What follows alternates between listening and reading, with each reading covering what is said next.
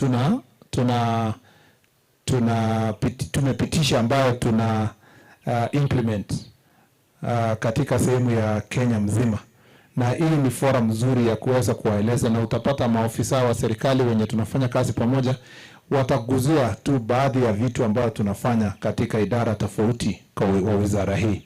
Ya tatu ni kwamba tupate ile feedback, tupate maoni yenu vile tunafanya kazi na changamoto yenye mnapitia hapa mashinani na yale mmeweza kufanya na ika succeed. Na tunajua kwamba nyinyi kama chiefs, assistant chiefs for example, na OCSs mkiwa mashinani na wananchi, kuna ile policies hata mkiwa mnakaa hapo mnajiambia kwa mashinani hapo, kama hii waziri angefanya hivi tungemaliza hii maneno. Sasa badala ya kusema kama mimi sasa nimefika hapa, nyinyi mniambie tufanye hivi tumalize mambo ya madawa ya kulevya. Tukifanya hivi tutarudisha pombe haramu.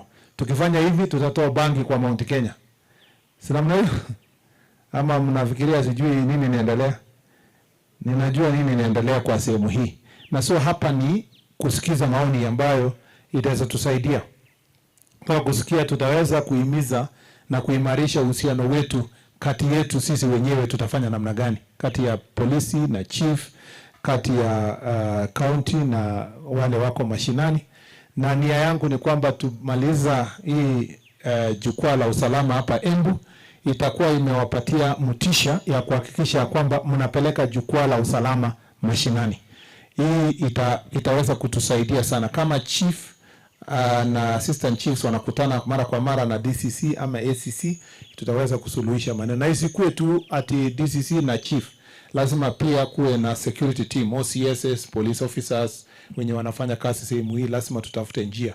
Na pia nia yangu ni kwamba baada ya hii process yote tutakuwa tumeelewa, aswa our OCSs, tunataka police station ikuwe a friendly environment ya mwananchi. Hatutaki a gap itokee kati yako na wananchi. Yeah? Na so we will have this meeting, but you see, after this meeting I will be visiting different places in this county. Yeah? Some MPs will invite me to open a police station they have done for us. I will come for a baraza on something, land issues. So when I come there and I hear that there is a bad working relationship between the OCSs and the chiefs and the local community, it will mean that we will not have taken seriously ile mkutano ambao tumekuja nayo hapa. So nataka tubadilishe our attitude and working relationship going forward so that we change the police station to be the center of excellence and become a place, a haven of safety and peace for the residents of this area. That working relationship is extremely important, and that's why we are here with your leaders. Saizi ni kuongea na kuongea wazi. Mtapewa nafasi kama chief, assistant chief, kama OCSs. Mniambie ni nini tunaweza fanya kuhakikisha na kuimarisha usalama na huduma kwa wananchi hapa Embu. Pia mniambie changamoto gani mnapitia, na msiseme yenu peke yenu, mseme pia changamoto wananchi wanapitia kwa mambo ya usalama, na mtoe maoni tunaweza kufanya namna gani pamoja ili tusuluhishe hili maneno. Na tutakuwa pale, nitakuwa naandika, tuko na secretariat itaandika report. Hii report yote ya kila county itatengenezwa, itachapwa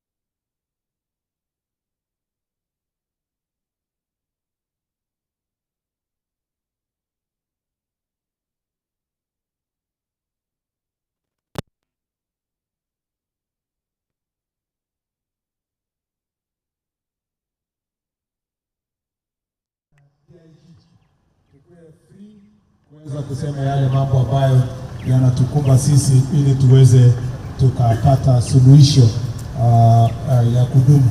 Kwa hivyo asante sana. Mungu awabariki. Sasa wewe bwana RC kuja uendelee kutoka hapo. Thank you very much.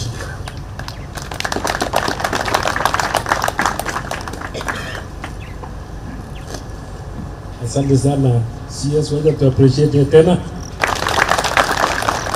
Basi nafikiri ametufungulia mkutano. Na wacha niongeze niseme ya kwamba hii ni mkutano wetu. We have to be very free, very open. This is a very open discussion. We want to listen more. Na sitakuwa nikisikiza, yeye atakuwa akisikiza. Na usiogope kusema chochote ambayo ina ile shida zote ambazo tuko, especially on service delivery. What are our problems? What are our milestones? What are our suggestions? When we open this forum, we want to hear those things. And we are going to be very, we want to be very objective as we present our issues, so that we may not miss out on the most pressing issues regarding the service delivery and even the welfare. But first of all, let us give priority to the service delivery. Kwa sababu hiyo ndio mkate wetu. Wale watu ambao tunahudumia wako hapa. The 5 representatives from every division wako hapa. Pia tutapatia hawa nafasi. Na tukipatia hawa nafasi, ningependa pia wawe wazi. Wasifiche kitu. Kama ni government program. Kama ni government program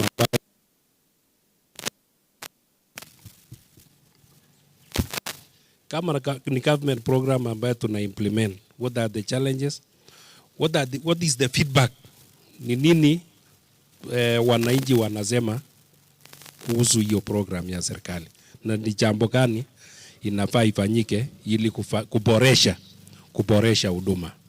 Mbele ya hiyo, ningependa kwanza nipatie maofisa wachache kutoka ofisi kuu ya Nairobi wanene na sisi. Lakini kwanza nitaomba county commissioner akuja atufungulie atualike na kusema machache tu kuhusu situation on service delivery. How are we performing as a county? We want to hear from him in a very short period of time, few minutes, atupatie overview ya service delivery. Karibu county commissioner.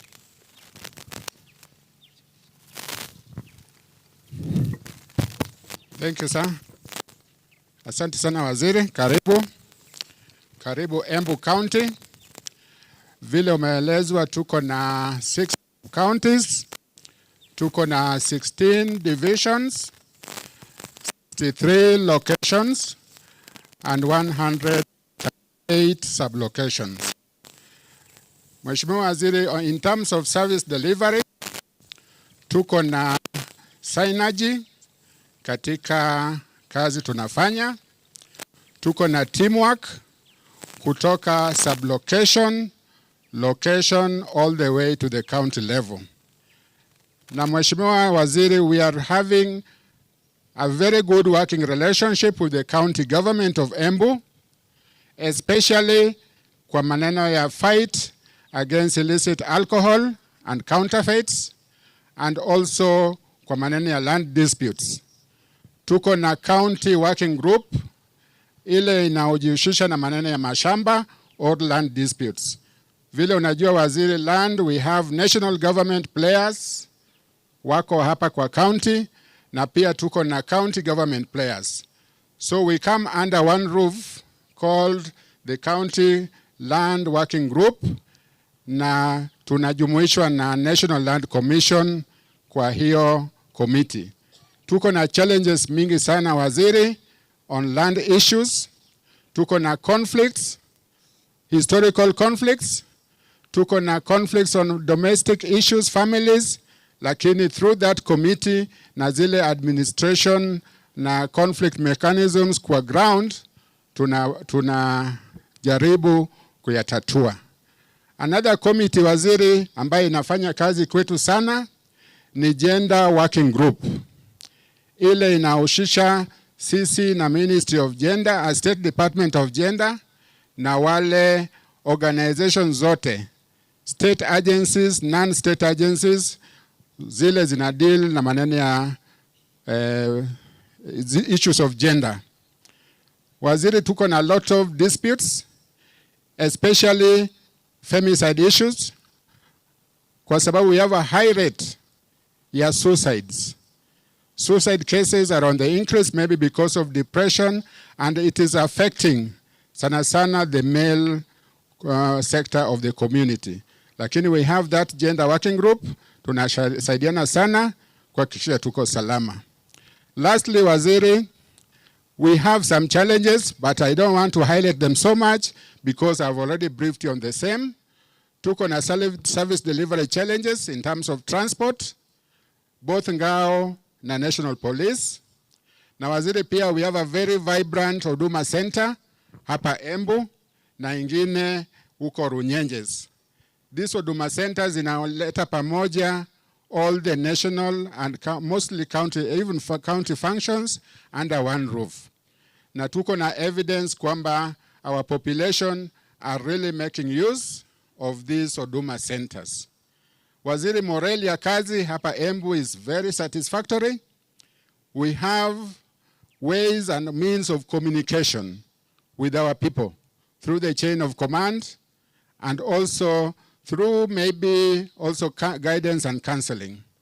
Zamani tulikuwa na some officers who had issues to do with counseling. Lakini waziri, through your ministry headquarters, tume-identify our officers, wameenda under counseling, and I can report that all the cases which have been referred to your ministry have been dealt with satisfactorily. So waziri, with those few remarks, I want to assure you the county is functioning well. Tuko na synergy with the county government. Waziri can testify, especially in those areas I've mentioned. Thank you, sir.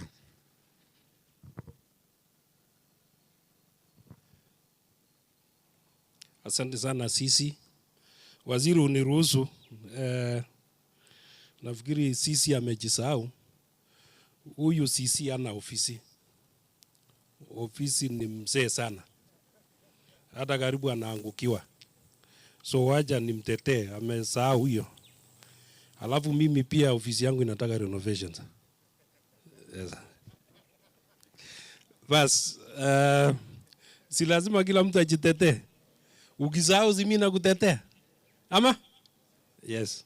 Now, I now want to ask SNA to come and talk to us. Karibu, Madam Opora.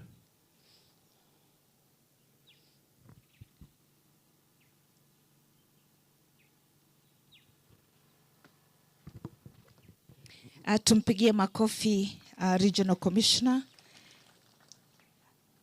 Viongozi wa nyanja mbalimbali wakiongozwa na waziri wetu, mtaniruhusu niweze kusimama kwa itifaki ambazo tayari zilikuwa zimetambuliwa na kuzingatiwa hapo awali. Kabla sija nena machache, nitaomba maafisa kutoka wizara ambao wameandamana na waziri, tafadhali msimame.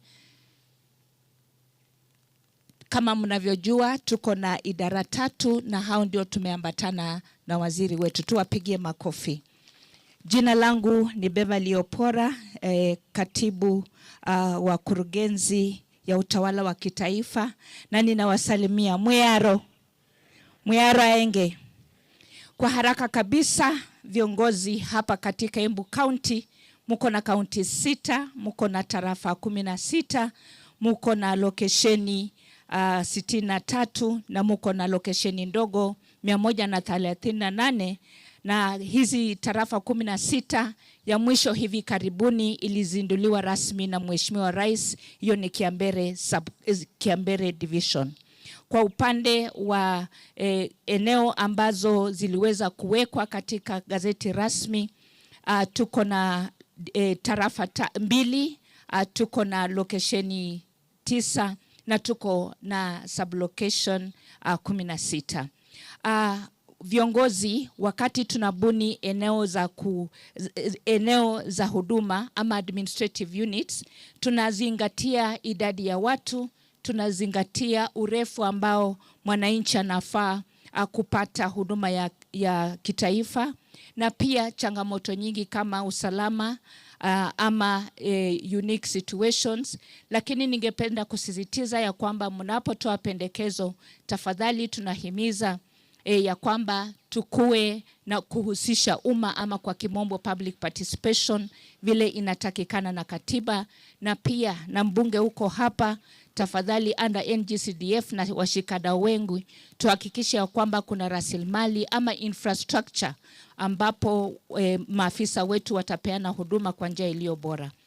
Mgeni wetu wa heshima na viongozi, kama mnavyojua, ni jukumu letu kama serikali kuu kuweza kuhakikisha ya kwamba ajenda ya serikali inatekelezwa, na mumeweza kushirikiana na wenzenu katika sekta mbalimbali ya afya, na county commissioner pia amesema mnashirikiana na county government.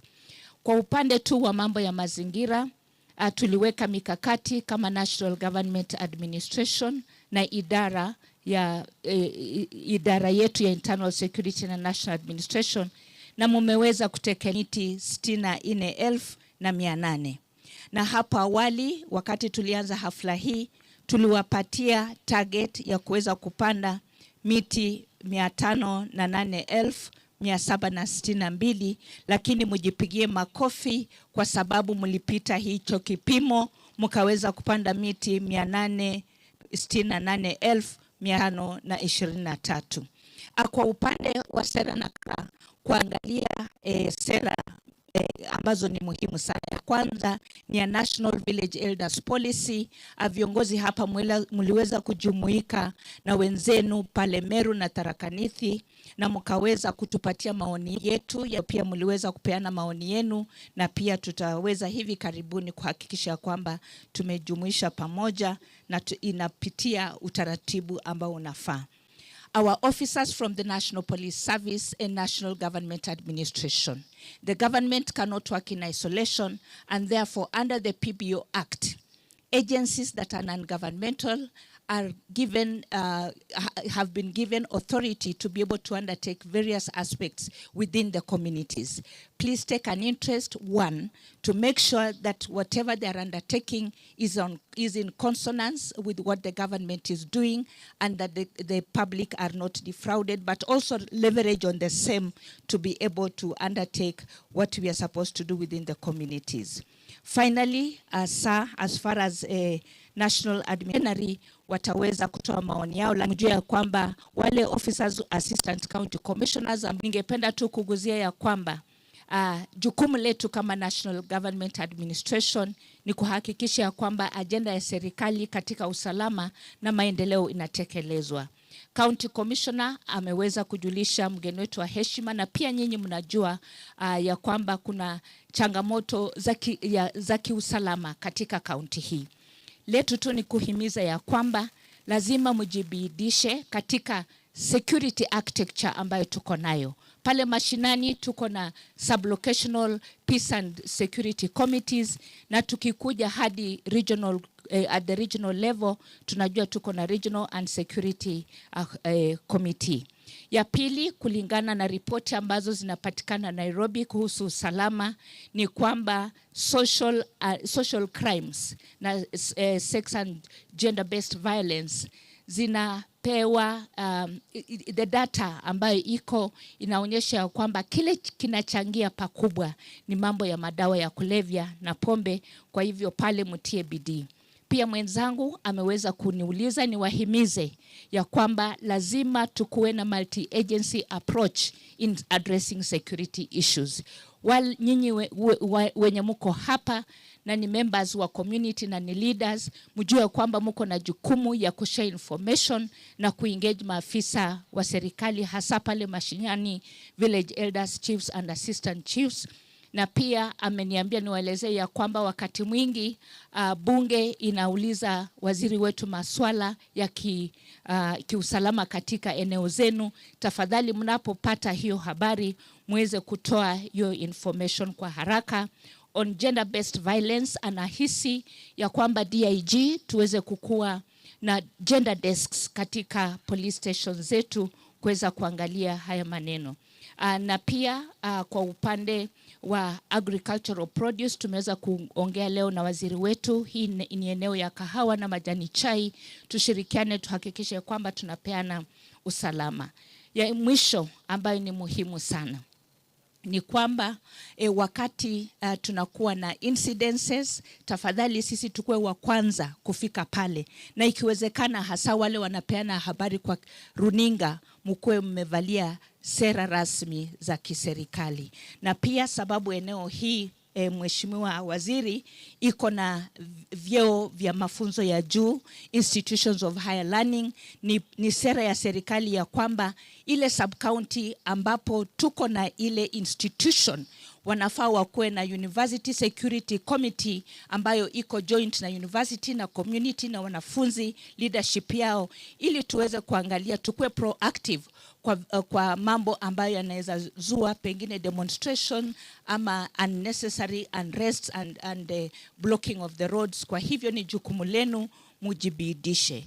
Kwa niaba ya Katibu Mkuu, we assure you of our support, and please position yourselves as national government officers as the backbone of the delivery of the government agenda so that we can serve the people of Embu County. God bless you as you serve Embu County.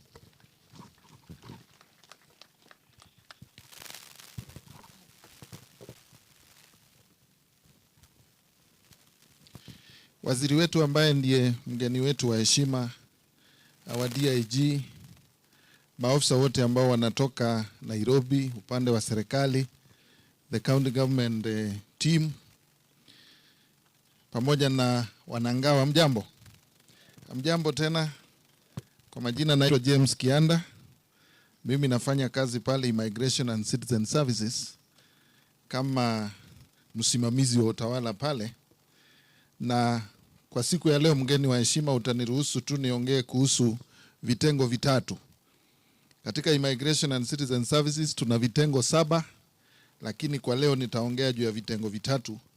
Kitengo cha kwanza ni kile cha uhamiaji ama immigration, ambayo najua mwafahamu ya kwamba mko na ofisi hapa.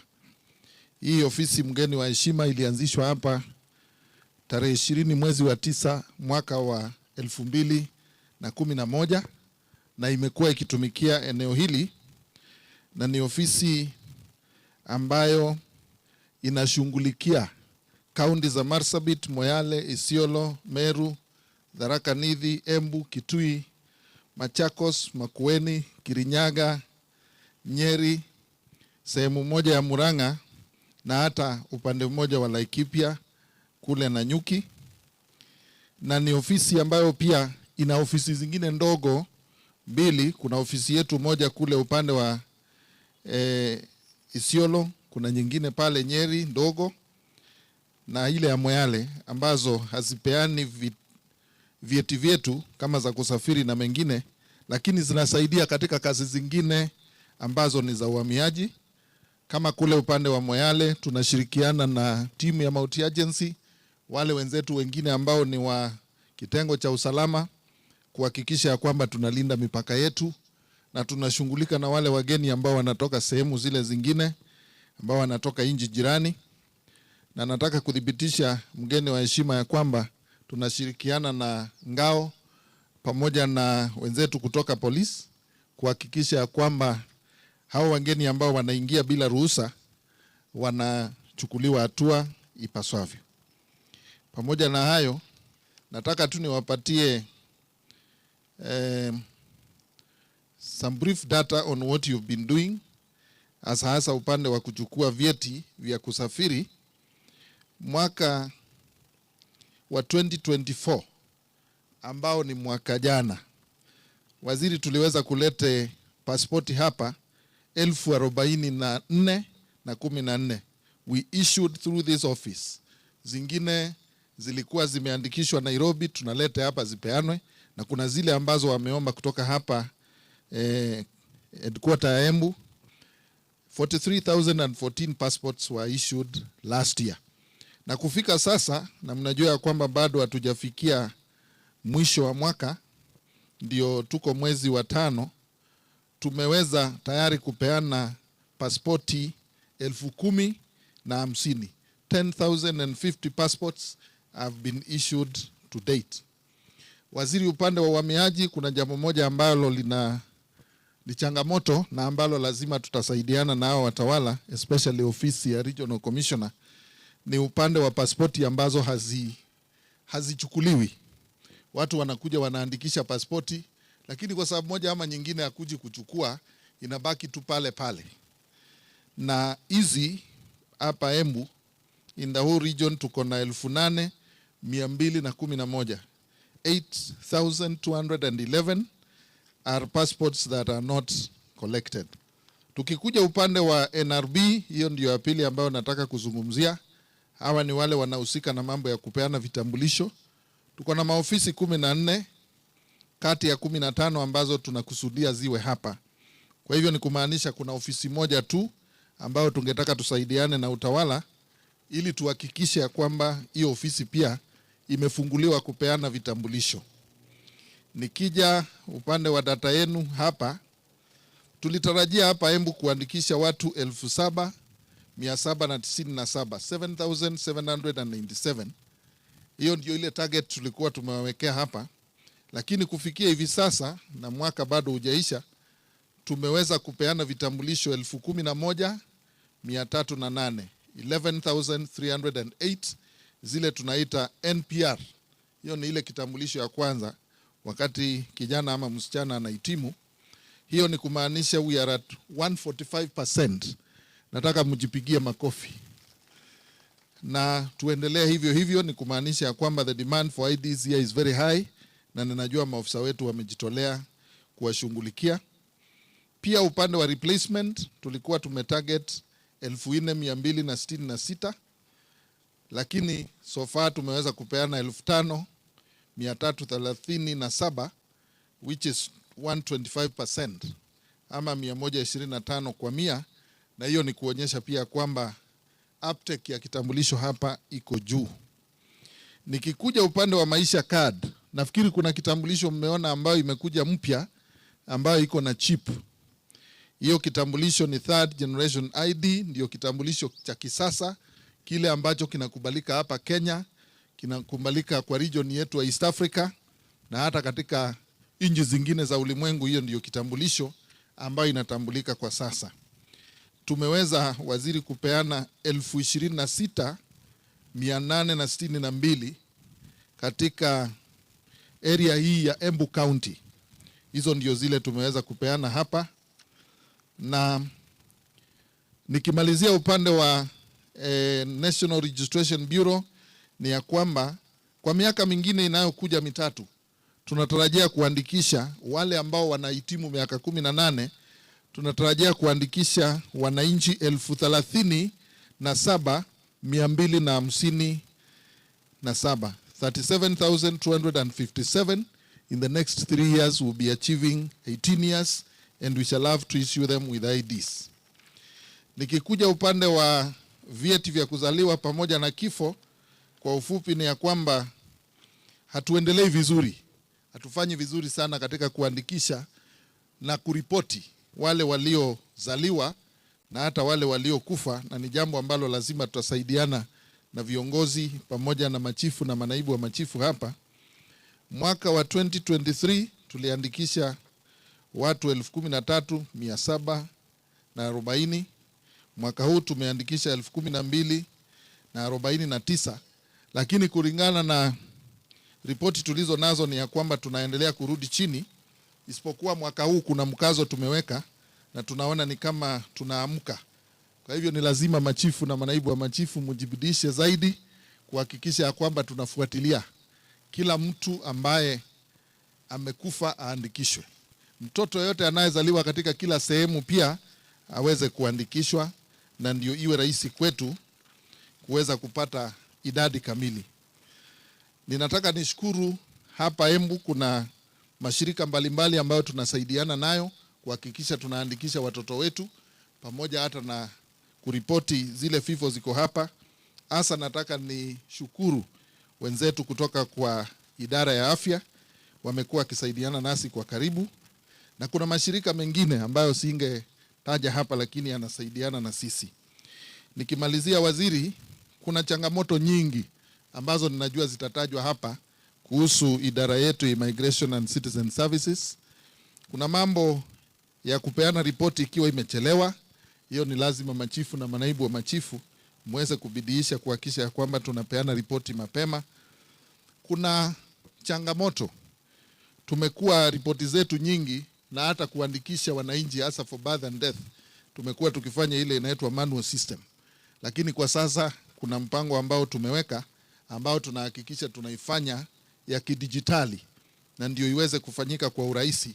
Kwa hivyo ni jambo ambalo tutasaidiana kuhakikisha network iko kila sub county na ndio tuweze kuandikisha watu kidijitali. Kuna cultural beliefs, kuna mila na itikadi zingine ambazo zinatuzuia ili tusiweze kuandikisha watu wetu. Kwa hivyo hizo lazima tupambane nazo. Nikimalizia kabisa, waziri, unajua tuko na changamoto za magari hasa upande wa north kule juu. Hilo ni jambo moja ambalo linatusumbua, lazima tutasaidiana, na ninajua pia tunajibidiisha kuhakikisha kwamba tumeandikisha vijana wetu wale ambao wamehitimu kupata kazi. Tutashirikiana na ofisi yako ili tuhakikishe ya kwamba we do proper staffing, ndio maofisi yetu yote yaweze kuwa na wafanyikazi wa kutosha. Kwa hayo machache, naomba ya kwamba maswali mlio nayo, niko na maofisa hapa ambao mnaweza kuuliza hao maswali. Tafadhali muamke tu, hakuna wakati wa kusalimia. Nikikutaja unainua mkono. Huyu wa kwanza anaitwa Bwana Mangemi, is the Secretary Civil Registration Services. Huyo mwingine ambaye yuko pale ni jirani yenu hapa chini upande wa Nyeri, anaitwa Dr. Wanjau, anasimamia kitambulisho, the Secretary National Registration Service. Na hao wako kule nyuma ni maofisa wetu ambao ni registrars both regional and county. Asanteni na Mungu awabariki. Asante sana ndugu Kianda. Bas, karibu tumalize section ya senior officers from Nairobi, na nataka ni prepare nyinyi. Nikimaliza na CEO na kada, nafasi itakuja kwa chiefs and assistant chiefs. You can combine your issues, then we come to the OCS, the OCBD and the DCC representations. So karibu daktari. Asante sana Mheshimiwa Waziri, Mheshimiwa Mbunge Bwana Karemba, maafisa kutoka asasi za usalama ngazi zote, nikizingatia itifaki, hamjambo. Hamjambo tena. Dhamira ya nakada ni tatu kwa ufupi. Kwanza, tunahamasisha wananchi dhidi ya madhara ya matumizi ya pombe na mihadarati. Ya pili, tunafanya utafiti kuangalia uwepo wa hizi madhara za utumizi wa madawa na mihadarati. Tatu, ni utekelezaji wa sheria ambazo zinahusiana na mihadarati na matumizi ya pombe. Waziri, ningependa recognize county of Embu as one of the counties that have incorporated the multi-agency in the licensing regime of alcohol. Secondly, I think it is one of the notable counties that have participated actively in crackdowns on counterfeit alcohol. Waziri, this county of Embu has been disproportionately affected by issues of suicide, specifically suicide amongst the youth. And these issues of suicide are caused by psychosis, issues of depression, mental health, most of which are attributed to substance use disorder. That notwithstanding, the county of Embu only has 6 rehabilitation centers, which are privately owned, with a bed capacity of only 200 beds. Our data shows us that the prevalence level of need for inpatient care in rehabilitation centers is nearly 2,000. So the county is operating at a level slightly below 10%. I know the county has a psychiatric wing which is very active, ambapo wanawapa watu ushauri na saha, most of the people wale wako na msongo wa mawazo, but I only wish that this would be upped into a fully fledged rehabilitation center. This county boasts of a very vibrant community working group that deals with alcohol and drug abuse. Na kwa unyenyekevu waziri, ningependa nimtambulishe mshirikishi wa hii area, Bwana Mbogo, awasalimie na viongozi wamjue. Thank you, sir.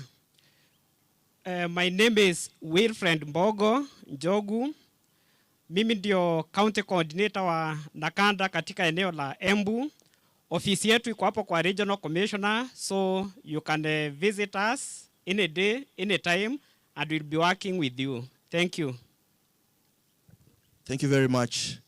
Last but importantly, we are seeing very many citizens of Embu County being clients in rehabilitation centers within the diaspora of this county and in the city. This is an indicator of the prevalence of substance use disorder within this county. Asanteni sana.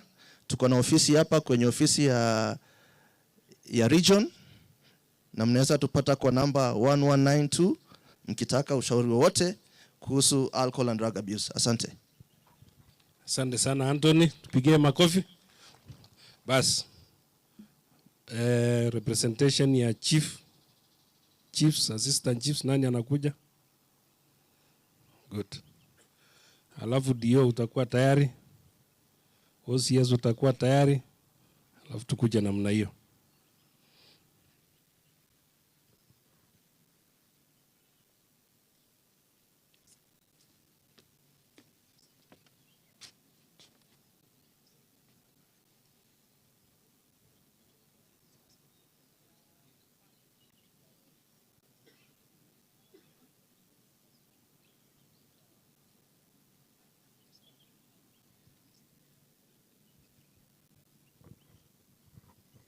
Thank you. The Chief, Momenji location from Bere North Sub-County in Embu County. I'm standing before you as a representative chief, and I have key issues affecting our operations. And those are the issues I'll be highlighting. Now, one of the issue is the inadequate resources and facilities. Down in our locations, we appreciate that we have offices, and we appreciate that some of those offices are permanent and they have office equipment. However, considering that the current chief is ICT compliant, we request or we urge the government that we serve to kindly consider equipping our offices, sufficiently equipping our offices, so that we can be able to serve wananchi better. We also have the issue of equipping of the office. I mean, we need computers in those offices. We need the steel cabinet in the offices. Some of the offices do not have furniture, actually. We improvise. So we are requesting that all offices be equipped, and those who do not have permanent offices, kindly the government builds for us. Secondly, it's the issue of security concern. Lately, we have observed cases of chiefs and assistant chiefs being attacked by criminals while on their line of duty. And being a security manager, of course, we are vulnerable. We are requesting that because these are tactics by the criminals to intimidate us, to drop our guards, to allow the crime to thrive, we request the government to enhance our security. We appreciate that there are plans to bring up or to bring forward the GAP unit. We are eagerly waiting for it, and when it comes, we shall appreciate. We have an issue of delayed promotions and compensations. We note that promotions, whenever officers fall due for promotion, there is always this requirement that has come up, which is, we appreciate that, of having to verify our academic certificates with the NEC. The process is taking rather too long. We have cases where our members are chiefs of their certificates, and it has taken more than 6 months to respond. That hinders the promotion, and again, that of course demoralizes the officer. So we request for something to be done on that. There is an issue of compensation. While on duty, there are those chiefs who get injured while on duty. So there is compensation that is usually due to them. We have cases where chiefs have reported the cases, have gone to hospital, treated, taken necessary document to Harambee House. There is, of course, the relevant office. Those cases have taken years to process. Several are lying at Harambee House, the relevant department, and processed. I am a living testimony, so I'm talking about. I have colleagues whom we have been moving around with, up and down with, trying to follow up on those cases. We have a lack of training and capacity building. We urge the government to consider regular government-sponsored training and capacity development programs to ensure chiefs are well equipped to handle evolving administrative and community needs. This can, of course, easily be done through having government sponsor us for relevant courses in the Kenya School of Government's institution we have around us. Quickly, there is an issue of uniform. Mheshimiwa CS, we note that some of us, like myself, have been in service for more than 15 years. And I can tell you, Mheshimiwa CS, I have had only 3 pairs of uniform. What we believe, or what we are meant to understand is, we are entitled to a pair of uniform annually. Now, if that is true, we really don't understand what happens there. We always go to APTC, and when you go to APTC, if you are lucky to get a pair of uniform, you are issued with a larger pair than yourself, and you are told to go and fix it yourself. And Mheshimiwa CS, if you look at myself, the size of myself, then I'm issued with a trouser of 46 waist, then I'm told to go squeeze it. If I squeeze it, you can be sure it will look like, I'll look like a scarecrow in it, and that doesn't look very well. And of course, it will demoralize me, because when I'm smart, or good image of an officer inspires confidence in him, and he is able to deliver better. And Mheshimiwa CS, we recommend the following as I close. We recommend that the government allocates funding for office constructions, equipping and maintaining chiefs' offices. We request that the government provides adequate transport to the chiefs, because of course we do not all of us who have motorbikes. We request that the government expedites promotions and fast-track work injury-related compensation claims, which I've just made reference to. We also request that the government strengthens collaboration with the security agencies and enhance security around the chiefs and their properties, because we have lately seen chiefs' private properties being targeted by arsonists for, of course, revenge missions. We request the government to roll out government-sponsored regular training and enhance administrative effectiveness. We urge the government to streamline and improve uniform supply by making sure every officer is issued with at least a complete pair of both working and ceremonial uniform per year, and if possible, establish an issuing point at either county or sub-county headquarters. We also appeal to government to liaise with the NEC, Kenya National Examination Council, to expedite the academic certificate verification process, and if possible, revise their charges downwards, or alternatively, the government's Mheshimiwa CS can foot the cost for us, and we shall appreciate. In conclusion, we remain committed to our mandate of maintaining law and order and fostering development at the grassroots. We urge your esteemed office to consider and address the aforementioned concern for improved governance and public service delivery.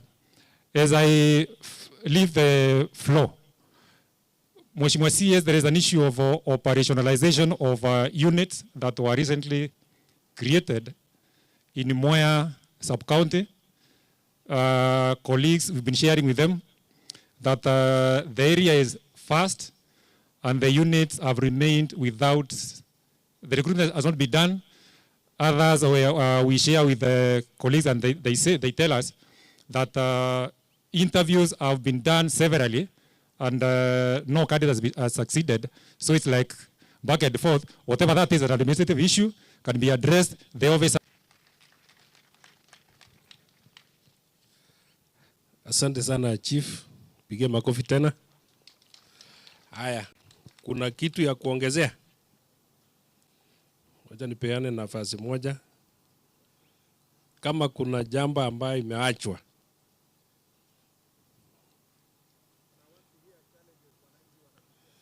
Especially the challenges ambayo wananchi wanapitia. That is why we are saying service delivery.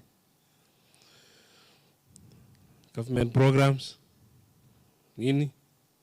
Iko? Assistant Chief moja? Chief? Ama Chief? Anybody?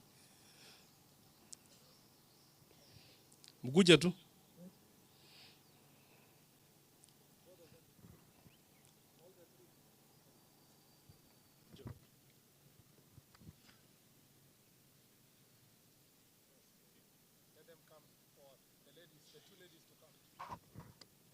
Thank you, sir.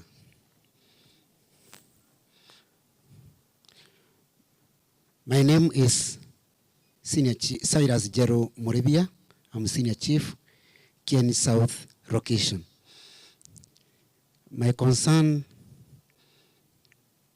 Bwana CS, some areas are very big and very large. Na kama machief, wakati tunafanya kazi, unakuta chief anaenda mbali sana. Na kunakuwa na challenges kwa sababu hii area ni kubwa. Tungeomba area kama ni location siwe au na maximum 2 sub locations. Thank you, sir.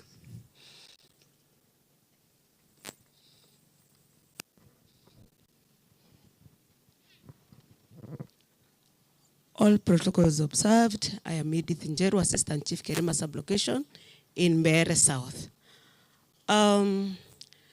Ningependa kutaja jambo moja ambalo linamguza mwananchi ambalo ni usajili. The registration of persons. Maeneo mengine yako mashinani kabisa hivi kwamba mwananchi kutoka pale aweze kufika kituo cha kujisajili inamgharimu. Kwa hivyo wengi wamebakia kuwa bila vitambulisho, na kwa sababu Bwana CS uko hapa na department yako, tungeomba waweze kuangalia hilo jambo. Jambo la pili ambalo ningependa kuguzia kama naibu wa chief, tumesikia kila mara na tuko na hizi afisi za principal chief. Is it possible to have a principal assistant chief? Thank you.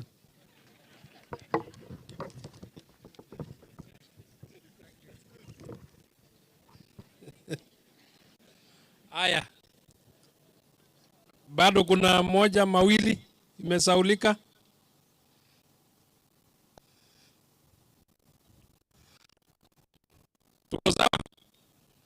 Tuko sawa eh? Haya, sawa. Wacha sasa niingie kwa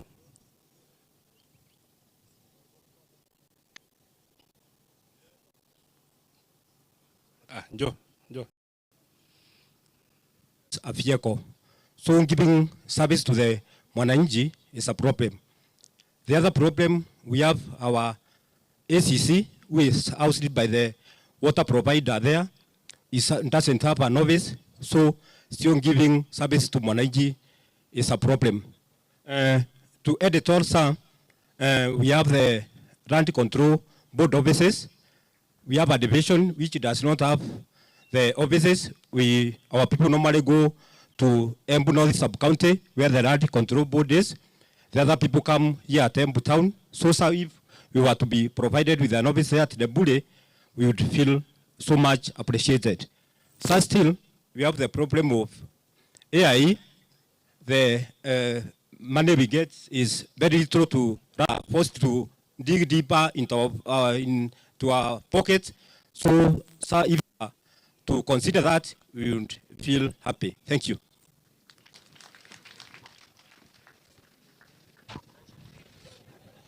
Asante sana. Basi mupigie makofi basi. Haya. Sisi tulimaliza mambo ya pombe. Ilisha? Ilisha? Mambo ya drugs ilisha? Mbona hatusikii mtu akisema? Haya, nyinyi lazima, kwa sababu sasa mmenyamaza, nataka nisikie a county free of drugs na pombe. Si mmenyamaza, mmesema hamna shida ya pombe, hamna shida ya dawa ya kulevya, mmenyamazia. Basi, OCS.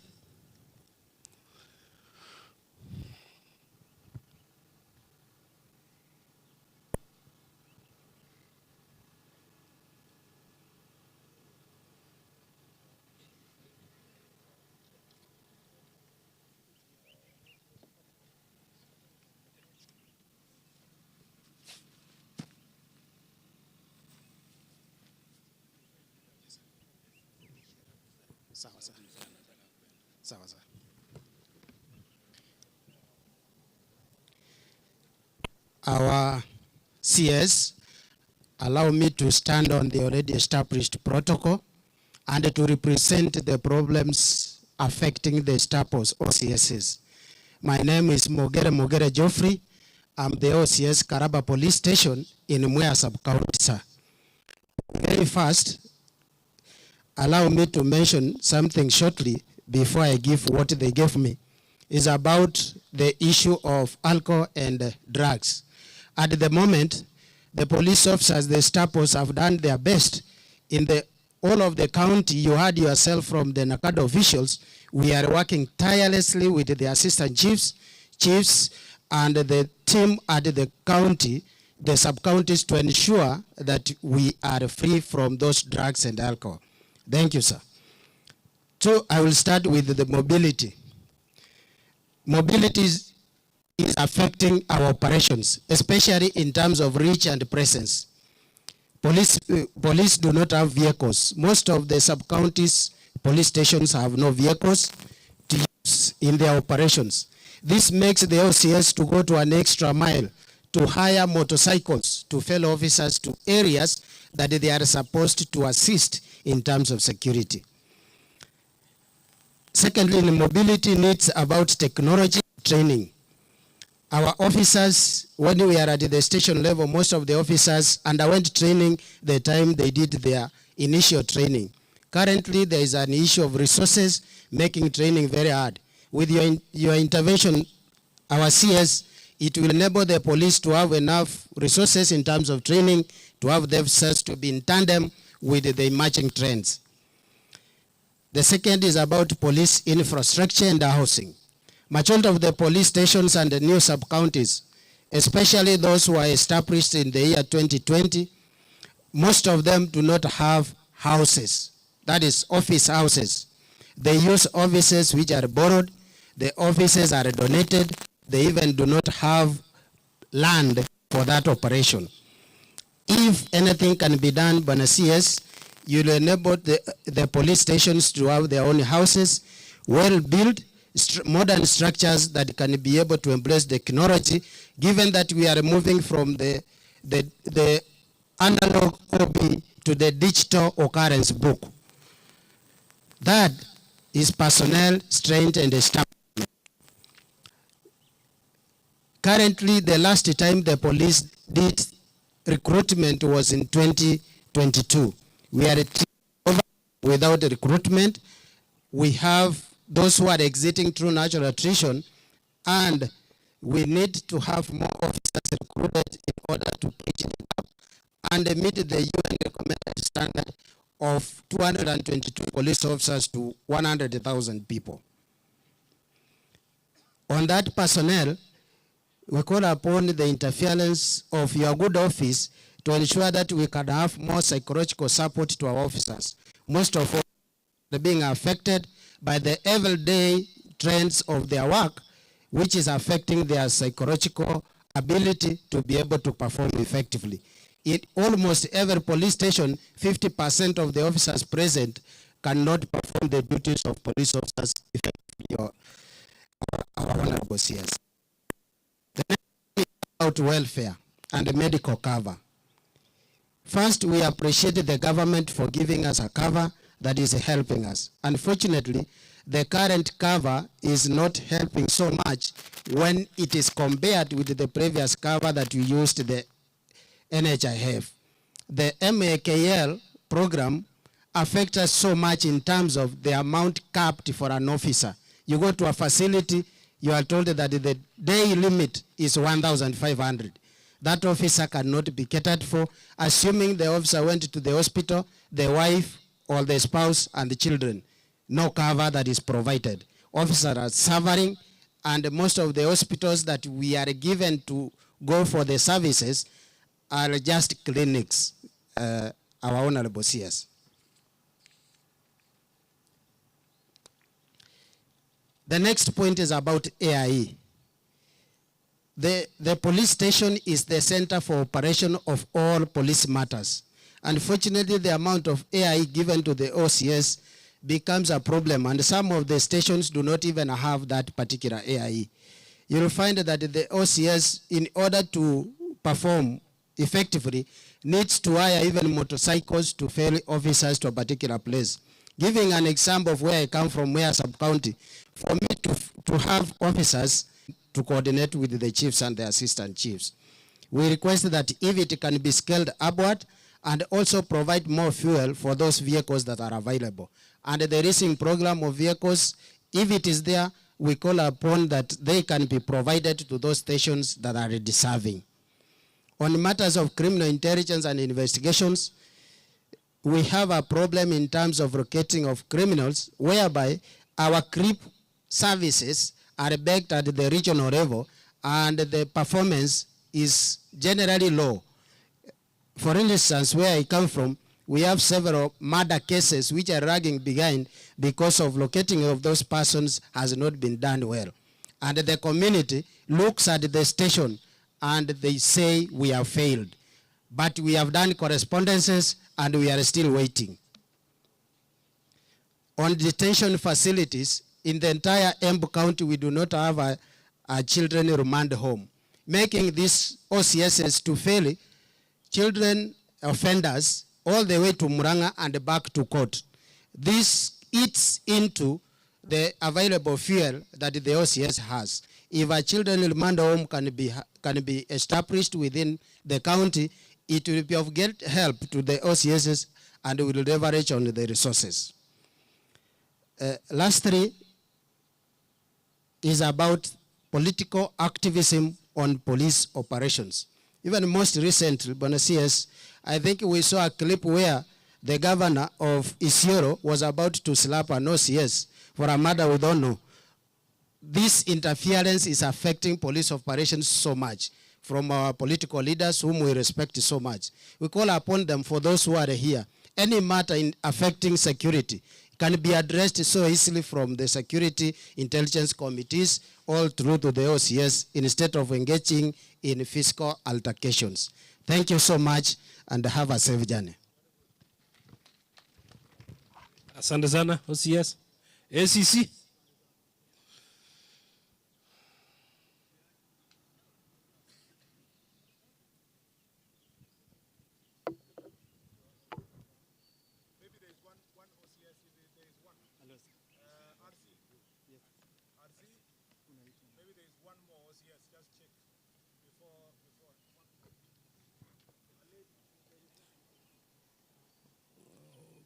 One more OCS, probably a lady mwenye angependa kuchangia kitu.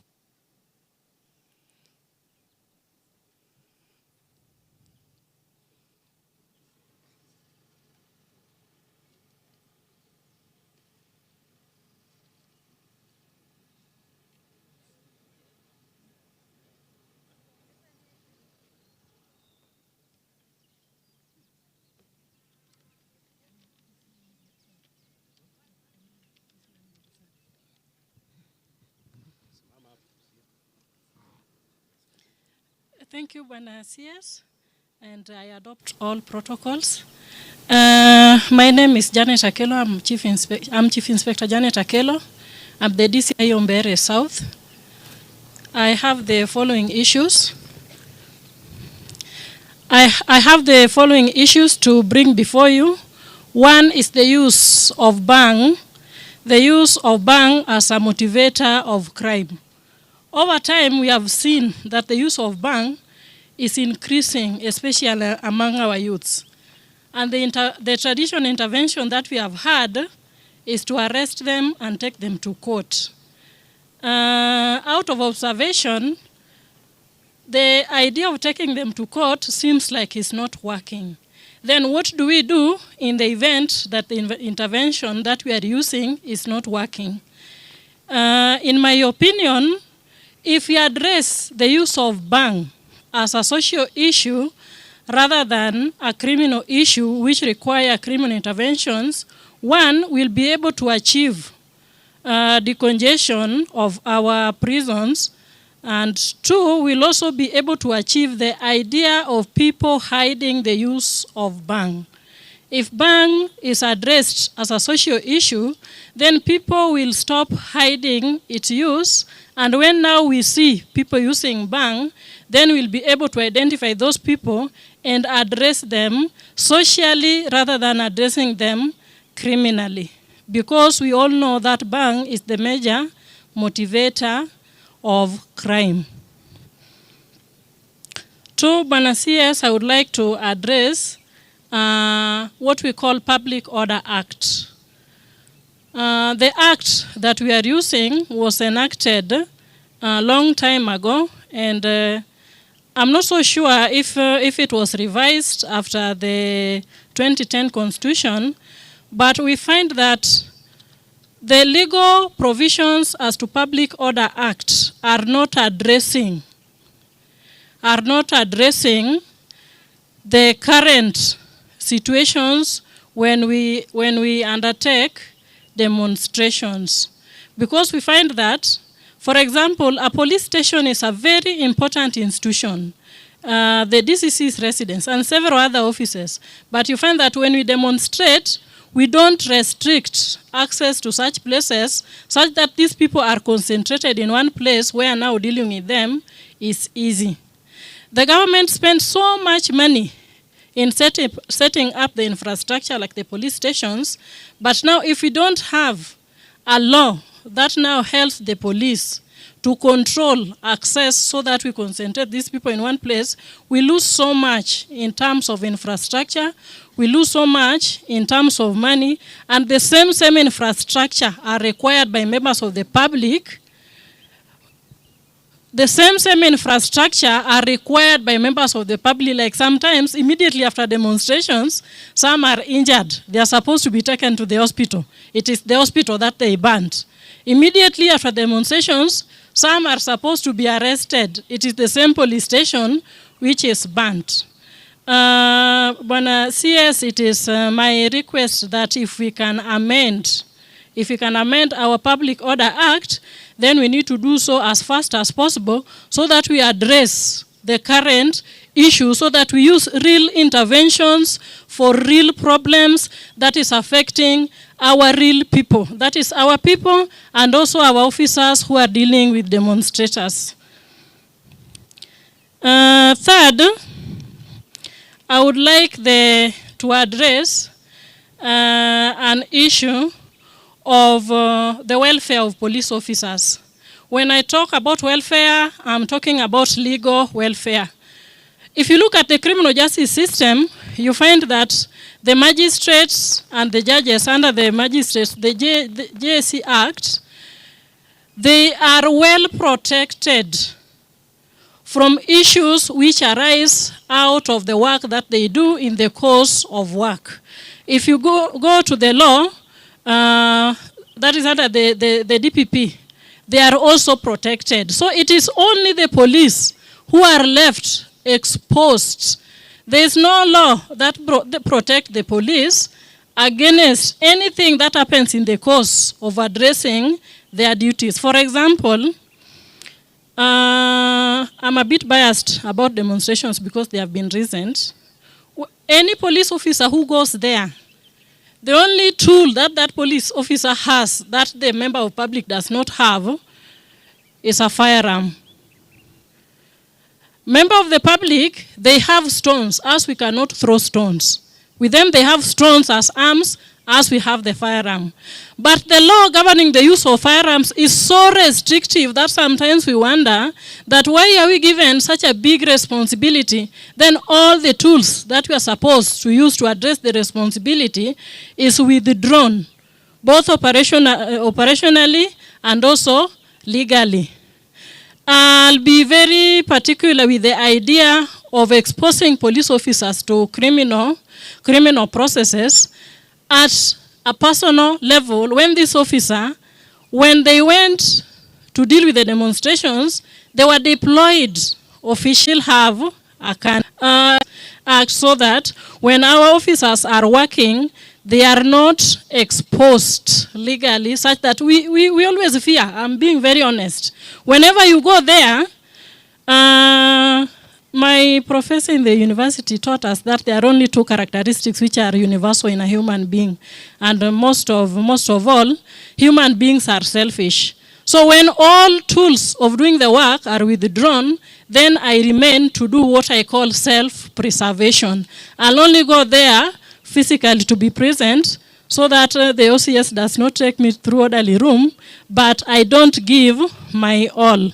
Because I'm given a very huge responsibility, all the tools are withdrawn, and then I'm also exposed at a personal level. Last but not least, I would like to talk about digitization of government services, and this I'm coming from the background of criminal investigations. The government is spending so much money. The government information which we can get from where we are sitting. For example, I'm investigating a case involving immigration issues. Is it not just possible that I write a letter, send through an email, then the report is brought to me? Issues like bang, you have to take the actual bang to the government chemist for you to get a report which is used in court. You have to carry a whole motor vehicle to Nairobi taking 3 pellets of bang to be tested. That does not make sense. If we can follow up on digitization of our government services, especially on issues of communication, so that small issues we can address at a sitting, that will be good for the government. And lastly, Bwana CS, I would like to make a huge request. I know it is difficult. There's what we call ADR. Our prisons are full, and we need to decongest them. How do we decongest them? The police station is the first place where members of the public have contact with the criminal justice system. And we find that even if people think that when people come to the police station and they are not taken to courts, that the police have been given something, it is not true.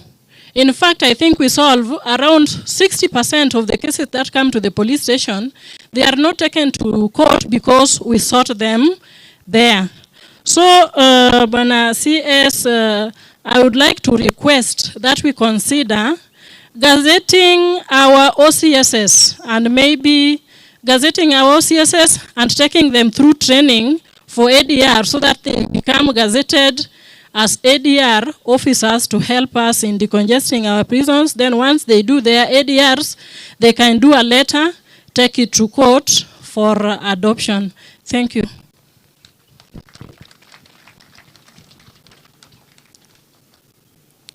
Thank you. Our CS allow me to ride on the established protocol. My name is Abukar Nur. I am the Assistant County Commissioner, Nembure Division in Embu West Sub-County, sir. I want to present very briefly on the issues of the our ACCs. On behalf of the ACCs, I would like to present few things. Some of them have already been said because of our repetitive roles. I will not repeat a number of them. But sir, allow me to start with the issue of the welfare. The issue of the welfare of the ACC, sir, we have a number of stagnation in one job group for even more than 10 years, sir. We would like to request that one to be addressed. There is also the issue of offices. Sir, we have, even me, as one of my senior chief has stated here, I am even being housed by one of the companies that provide water. So we have also office in efficiency, office spaces are not there. Sir, the other issue is the issue of facilitation, office and the field facilitation. Sir, it was reduced for ACCs and we don't understand why it was reduced. So we request that it is enhanced, and also there is the issue of delay of the release of the funds. Sir, we would like you to fast track that one. There is also the issue of, sir, we would like to request for extraneous allowances. As in Gaos, we are on duty 24/7, sir. And whenever we are called upon, even if we are on leave, my colleagues here will going to agree with me that we are normally there, will come for work, even if we are on leave. So, sir, we would like to have our extraneous allowances for us to improve our morale. There is the issue of, sir, appointment of chiefs, because this one also affects our work. Whenever we have interviews, sir, for promotion or for appointment to substantive cadres, it normally takes a lot of time. So that we can even get an area where a sublocation is advertised, but it is still, the chief is not even a substantive chief. So you wonder what's happening. So there is this issue of also newly recruited chiefs, because we are the ones, sir, who are supervising them, who are going even without salaries. We would like that one to be fast-tracked. Also the issue of training, I think the senior chief has talked about, but in my 10 years of work, I have realized that there are chiefs who will go even without any training. They even retire. They will be appointed, they will do the work, and they will retire. So we are left as ACCs to continuously guide them. So that is a very serious concern, sir. That is why we don't want some of them to embarrass the government. So, sir, we will request for their training. There is the issue of, sir, logistics. We don't have any vehicle as ACC, sir. So you can imagine an area is very vast, but we don't have any vehicle. For any ACC here, we don't have any allocated vehicle, sir. And, sir, we will request that issue to be fast-tracked. There are even issues that affect even us, because we work closely with our OCSs. Sir, you can imagine, there is, if I take an example of Itabua police station, is the only police station that is serving Kirimari Ward, it is serving Imbeti North Ward, it is serving Kidimu Ward, it is serving Gaturi South Ward, and it is the same one which is serving also Gaturi, part of Gaturi North Ward. Sir, that one is also, and it has only one vehicle, and we have 4 police stations which are not operational. So now that one is also curtailing our work, and we would like that one to be fast-tracked, sir. Then, sir, finally, there is the issue of court fines, sir. I would like to notify you that we are doing a lot of work as Singaos in collaboration with our police officers. But the court fines that we get normally, which we have been also trying to address through the CUCs with little input, is still frustrating our effort that we are doing in the field, sir. Sir, we would like to request for review, if possible, of Alcoholic Drinks Act 2010, so that we have enhanced fines for illicit brewers, because illicit brews is affecting a number of areas, but being categorized as a petty crime, where people do not even give their fingerprints, it is very difficult for them to be fast-tracked. So, sir, we would like those all the laws that are supposed to be used to be properly looked into, sir. With those few remarks, I would like to say thank you, sir, and welcome. Asante sana Nu. Bas, nitaingia sasa kwa upande wa OCBD na DCC. Na nataka niseme hivi. I think our juniors have talked a lot. Wamesema mambo mengi, mambo ya facilitation, transport, nini. I want you to concentrate on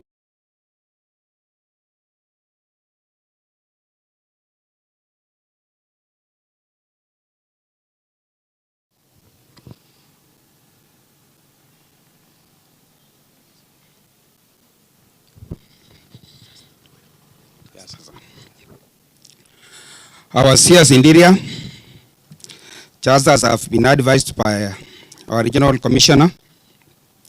I'll just dwell on two areas because most of the things have already been said. So we really need your protection from political interference. Oh, my name is Kiprono Benjamin, Sub-County Police Commander, Embu North. So we need your protection from political interference. Of late, it has been a common knowledge that you are just hearing some politicians making some pronouncements about police work, regardless of facts at the ground. So our officers are really afraid. If you wake up one morning, an MCA or a member of county assembly or a governor just decides that tomorrow all officers will be transferred from this station, for whichever reason, it really affects. And imagine, probably one or two might have done a wrong. But you decide that for that, all must go within 24 hours, including those on leaves or who are even away or not in the state. And bear in mind that we are all human beings. You also have families. You have children. You are going to school. When you decide that people must go tomorrow, are you thinking of their families and their children who are also schooling within their locality? So it's also a matter of concern. We have unregulated, we don't have a policy that guides issues of Mira and Mukoka, which are very rampant within this area. If you go to every town, you will find an establishment commonly referred to as Mira base or favor base. Most of our youths are assembling in those Miradens as early as 8 in the morning, all the way to past midnight. There is no law that they have committed, but when we go to those dens, they are abusing drugs, not necessarily bank, but common drugs dispensed over the pharmaceuticals. But they are chewing with all those Miranda Mukuka. They are idle there from morning, all past midnight. Then if as a community you ask ourselves, where do they get this money? They are not working. I think we really need a policy to guide us on regulation of those Mira and Muka dens. Also, sir, we have a problem in the entire Embu County. We don't have a children holding facility. That's a children home. Most of the children who are in conflict with the law are referred to either Muranga or Nairobi. And bearing in mind shortages of fuel and transport logistics that you have had earlier, it becomes a very big problem for us to go all the way to Muranga or Nairobi to pick a kid for admission or a nearing date, returning back to Muranga, then we are given another date. It really drains all the fuel allocation that we have allocated. So I'm humbly requesting through your office, if you can establish a children demand home within Embu County. Last but not least, it's also a matter of a big concern. The nature of lenient fines that our courts are rewarding people who have been convicted with issues to do with drug peddling and smoking of bank.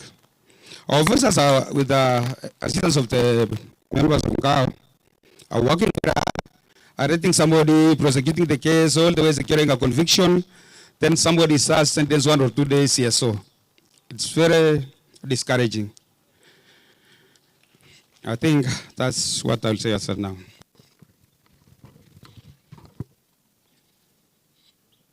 Asante sana CBD. DCC.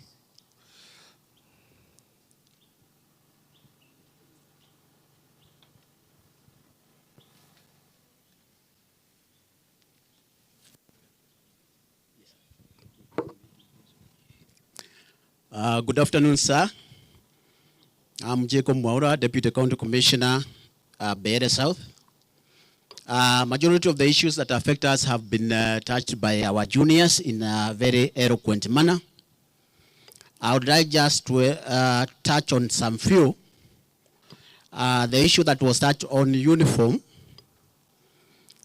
there's need to decentralize the uniform distribution unit to regions so as to make it more accessible to officers so that they don't need to travel to Nairobi for the uniforms. Sir, as we bring services closer to the people in creation of new admin units, our officers are finding themselves in areas that have no adequate housing.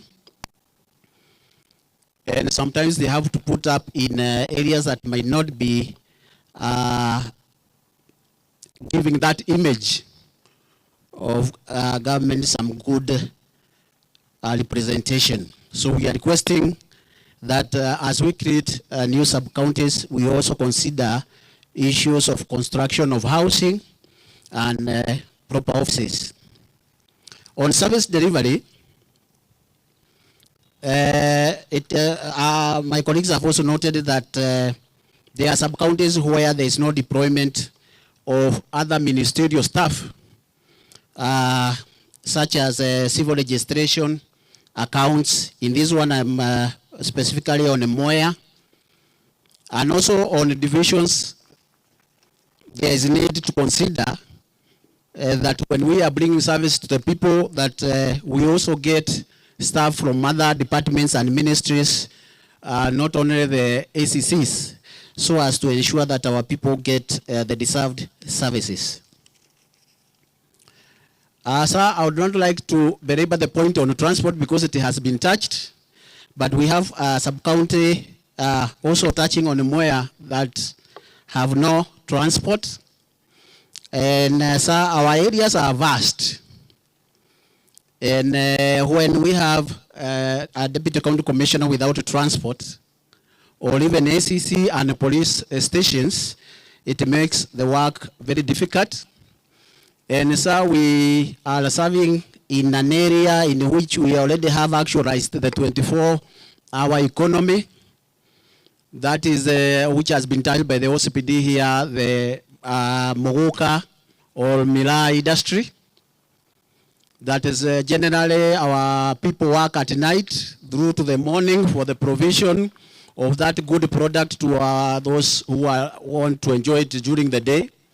And hence, without the proper facilitation on the transport, we may not be adequately capable of providing the required coverage of security to ensure the business is conducted in a proper manner.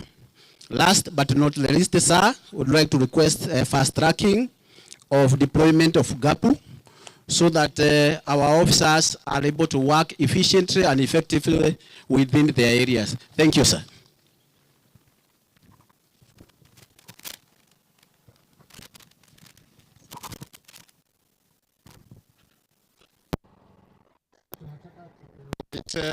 Wale wakilishi wa sekta mbalimbali from the community, na kwa sababu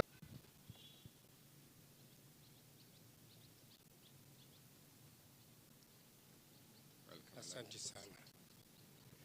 Asante mgeni wetu mheshimiwa ajili ya kuja katika kikao hiki, wengine hawanja kuona na mimi nimekuona.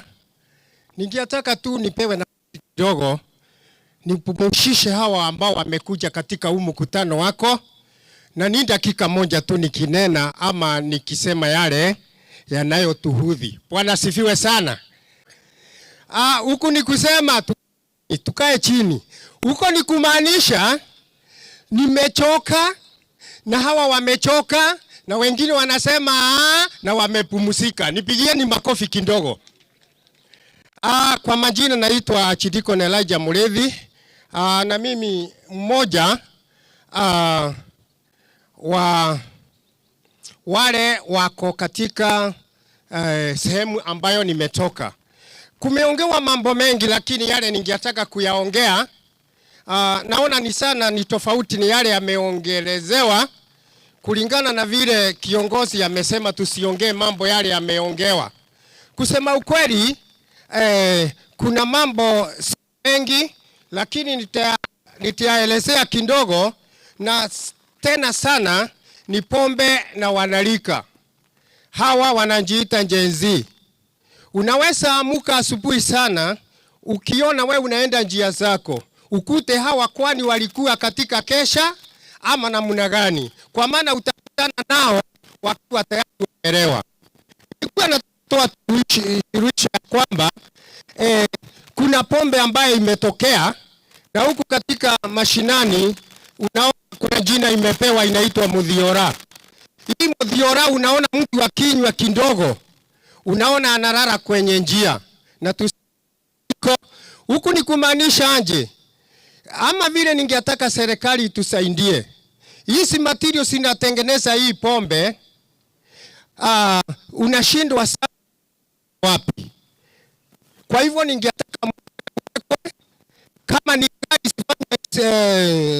inspection hii vitu ama hii dawa haramu ya kupika hii ya kuchanganya hii pombe, tafadhali hapo kuangaliwe. Jambo hiyo ingine ni ya dawa ya kulevya. Naona unachunguza area yako, hakuna mahali pombe inapikwa, lakini unaona mtu amelewa. Hii ni yale madawa yalikuwa nasemwa na mmoja, yachunguzwe hayo inatoka wapi. Jambo hilo ingine ni mtu akishikwa ambaye anauza hizi vitu, unaona na ndiye anajulikana. Unaona kama vile ofisa mmoja alikuwa anasema, tunaona sisi kama pengine station imewachulia. Kwa hivyo ningetaka kusema ya kwamba wale wanajulikana wakishikwa na hatia wafundishwe ama watendewe jambo ili waache.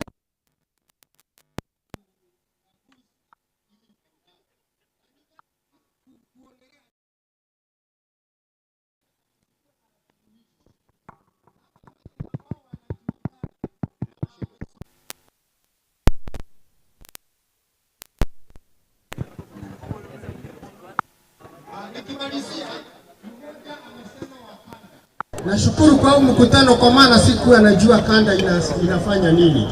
Kuna wakati nilikuwa naongea na mheshimiwa wangu, pengine nikamwambia kama ataitikia fund wanalika wakunje waelimishwe. Kumbe kulikuwa na watu wa kuelimisha wanalika.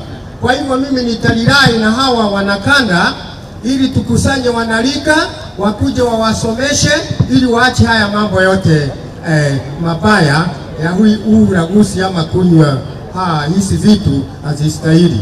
Jambo hiyo ingine kuhusu kanisa, ningetaka kusema katika mashinani, authority ya mashinani, ningetaka tujue ya kwamba kupitia wahubiri tuwe tukiungana regularly, ili tujue kama kuna kanisa ambayo imekuja ambaye haiandamani na raia wake ama na wale waumini katika ile area, wa viongozi wao wakijua hiyo dini pengine imekuja ni dini gani. Kwa maana kama dini yako ni nzuri na mwingine ni nzuri, na unaona tu mmoja akifanya nini, akikosa anawekwa gazeti katika dunia nzima, unaona kanisa simeharibiwa ama sijaharibiwa. Simeharibika ajili ya kanisa ajili ya kanisa moja. Nikimalizia kabisa, ni kusema ya kwamba katika location nacho sinachangia. Kuna locations kubwa sana. 3 inatuelezea kwamba ni jambo nzuri sana watu wakiwa pamoja. 3 inatuelezea kwamba ni jambo nzuri sana watu wakiwa pamoja, kama vile tuko pamoja. Na msemo nikimalizia usema nyomberea nini esirago tuku na riu kinjete to tuko gwetu, kwa maana tuko na kiongozi. Bwana wabariki na wandumishe. Asante sana mzee. Thank you. So tafadhali tupishe when you are called here. So tafadhali Mama Helen kwa niaba ya mama tafadhali fupisha 2-3 minutes, then atafuatwa na mzee Bwana Benito Moraidi. Tafadhali kuja mama, karibu.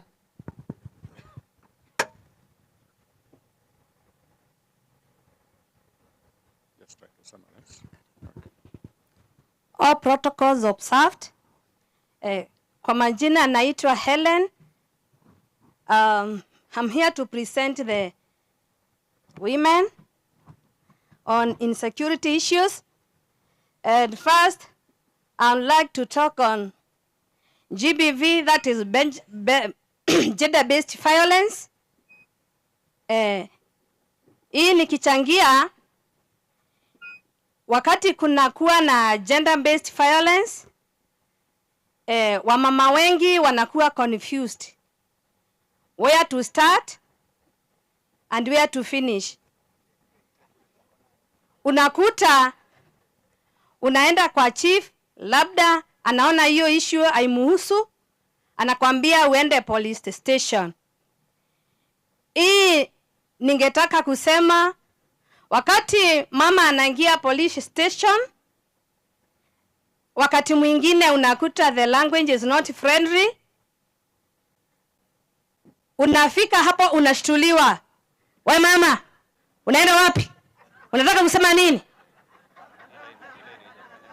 Huyo mama akishtuka anakuwa confused. Bandala ya kuelekezwa aende ofisi fulani, anza hapa ndio umalizie pale. So mimi ningeomba language welcoming iwe zile locations ama sublocations ziko na chiefs ama assistant chiefs wanawake. Wanaume wamekuwa sumbua sana, wamekuwa na kiburi juu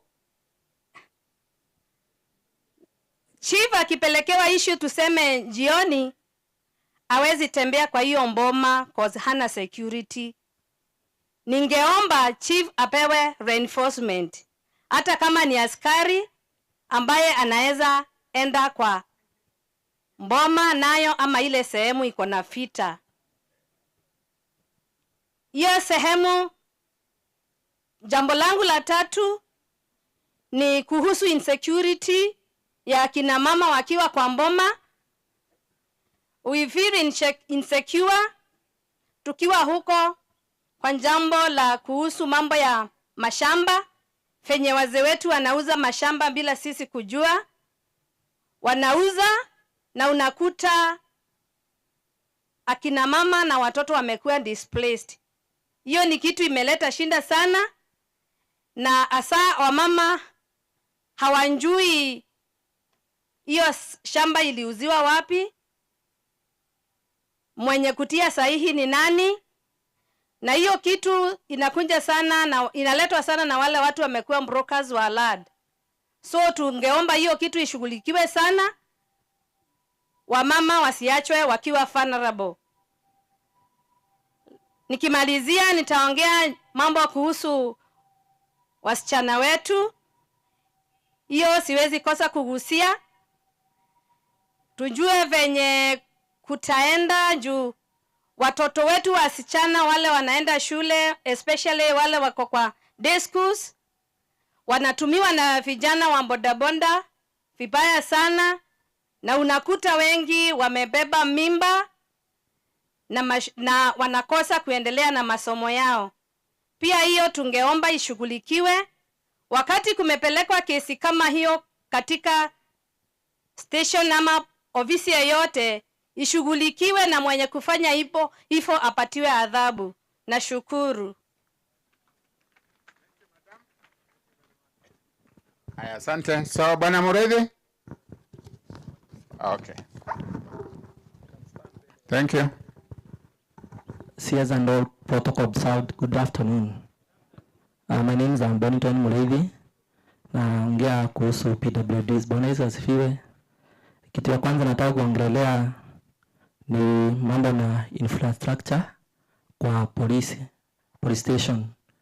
For example, mimi police station iko karibu, it's Mogoya, the Itabwa police station.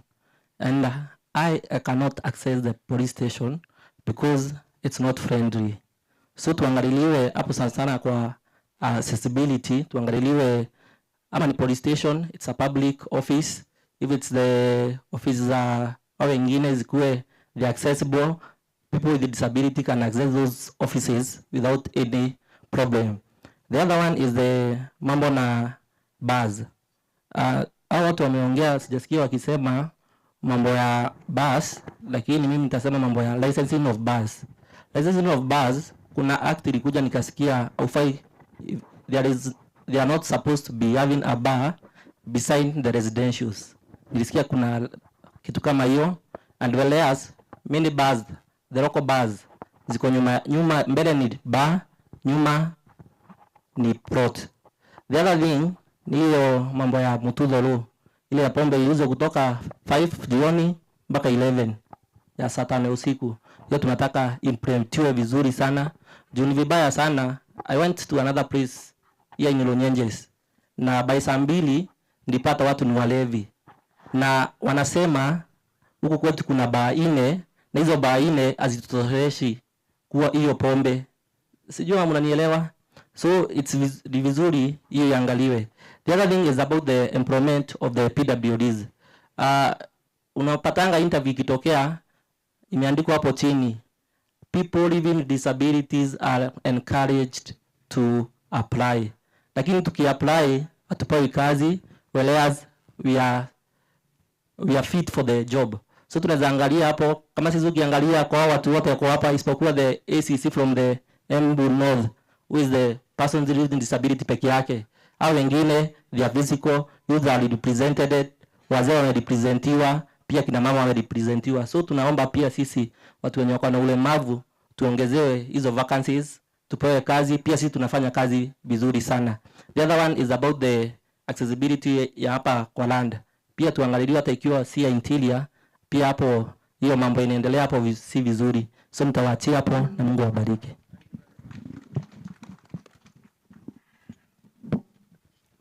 Asante Bwana Mureithi.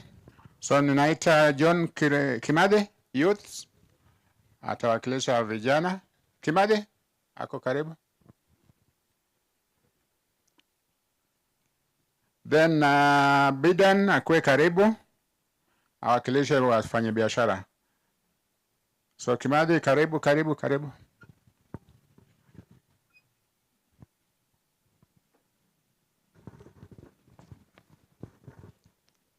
Honorable CS Kipchumba Murkomen, good afternoon. I'm John Kimandi, a youth in Embu County from Embu East. I would like to address the issues of affecting the youth. One is the matters in internship. I would like to urge the government to increase the number of interns after the students graduate from the universities and our colleges. Hence, I guess that will help increase the rate of employment among our youth. Also, I would like to talk about the issues of health. I would urge the government to allocate timely disbursement to our youth, those students, our comrades who are in the universities, and increase the amount, because I guess it's like the amount allocated to the students, it is not enough to sustain them in the universities, the students are struggling. Also, I would like to urge the government to help our youth who have maybe nurseries, they are leasing nurseries. I would like to ask the government to purchase the seedlings from them and incorporate them in our tree planting agenda, and screening and maintaining our environment. I would also like to address the issues of kazi mtaani. I would like to ask the government to reintroduce that scheme, because I guess it was helping to at least improve our youth's life.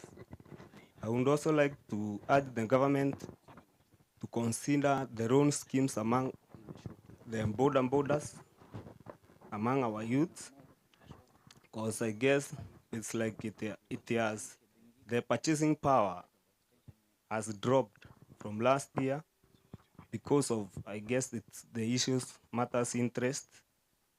Yeah, I would like the government to just consider that at least to decrease the interest charged on those borders, so that our youth may have the strength to purchase that border very easily. Honorable CS, I'm a graduate, but I'm still jobless, so I would like you to consider me. Thank you. Thank you so much, Murede. Asante bana Murede. So tuete Bidan, Murede naitwa Bidan Njagi. Bana Njagi, karibu. Ataongea kwa niaba ya business community. So karibu Bidan.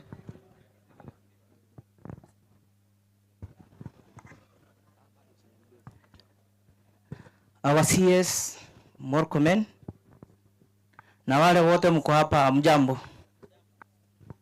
Kwa majina ni James Njage Njoka Bidan, na naongea kwa niaba ya wafanyabiashara, na nikiwa mkaaji wa Embu North, ile biashara kubwa imenoga huko ni kahawa na majani, na for the first time tumeona payout ya kahawa imekuwa safi. So thanks kwa serikali kwa hilo jambo amefanya. Ya pili, bwana CS, tukiwa pale ground, hawa machifu unaona hapa ndio wanakuwa na ile kazi kubwa sana na kazi mingi. Hao wakubwa unaonaga hapa uwanga wanaitisha data ama ile kitu imefanyika kutoka kwa hii watu. Kwa hivyo hao watu wako hapa ndio wanafaa kuwa wanaangaliwa zaidi ya wengine wote, kwa sababu ndio wako pale chini kutuliko. It is very sad. Naenda kwa ofisi ya chief ama sub chief wangu, ninakalia form hata sijui alitoa wapi, hata haina kiti. So ofisi ya chief sinafaa ikiwezekana sikuwa equipped na kiti smart, kwa sababu wakati ametoka hivyo anaonekana akiwa smart, lakini ukienda kwa ofisi yake unashindwa, hii ni ofisi ya mtu ya serikali kweli? So bwana CS, angalia kwa hiyo. Hiyo ingine, kuna machifu wetu hawana maofisi, na itakuwa ngumu hata sisi wafanyabiashara wakulima kufanya kazi pale ground wakati unapata machifu wetu hawana ofisi na wako kwa mazingira mzuri. Hiyo ingine yote mumeongea na nimeobserve, but we have one thing. Najua uzuri wangu mimi sijui kuficha, nataka kuongea ile kitu iko. Hiyo mashida yote imeongewa hapa mingi, nitaielekeza kwa polisi. Hao ndio wako na shida kubwa, because chief atakamata mtu pale ampeleke station asubuhi saa 5, tunaona hiyo mtu akilewa hapa anauliza kwani hiyo chief si akuja aone nimeachiliwa. We have the problem with police officers, because pale ground uwanga tunategemea chief na polisi. Lakini unakuta chief wakifanya vitu zao, polisi nao wanafanya zao. In fact, hata kama ningeulizwa, machifu wangefanya mkutano yao leo, uite polisi kesho ndio waeleze ile mashida iko. Because that is the only problem we have. Pombe, mbangi, because it is hizo ndizo zile vitu zinaharibu watu wetu. In fact, mimi si mzee sana, na mtu ya rika yangu ukimwona saa hii utafikiria ni mzee. Because unakuta huyo mtu amefanya jambo, ndio huyo amepelekwa police station, kesho unamuona mkora ndio hiyo mwizi wa mahindi. Na in fact inakuwa mbaya sana. The way madam amesema hapa, uanga wanastua watu. Ukienda pale unauliza unataka nini? Although unajua mimi siwezi tuliwa. So it is good kwa wale watu wanastuliwa. Polisi wakuwe na assertive skill language. Mtu akikuja station unamchukulia kama ndugu na danda. Venye hata wewe ungependa danda yako, ndugu yako, baba yako mahali atakuwa, tumchukulie. Hiyo ingine bwana sio, kumekuwa na wizi wa magari na farm product hapa kwetu. Na sisi ni wakulima. Na itakuwa mbaya sana wakati umepata kahawa yako wakati imeiva. Imevunjwa na mtu anaenda anatoa hiyo mbegu, anaenda anauza, anapata pesa, wewe mkulima unapaki hivyo. Kwa hivyo hiyo biashara kulima kuna mahali tunafinywa. Hiyo ingine ni mambo na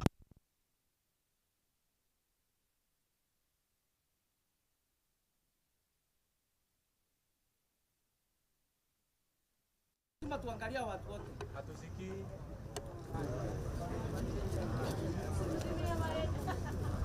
Haina shida, nitaongea tu. Kwa sababu mimi mfanyi biashara. Lazima tuangalia watu wote. Haiwezekani kuwa mtu alikuwa na mbaa, alafu mtu mwingine naye amekuja ameweka shule hapo nyuma, kulikuwa na mtu akona mbaa. Nani alikuja akiwa wa kwanza? Si ni mwenye mbaa.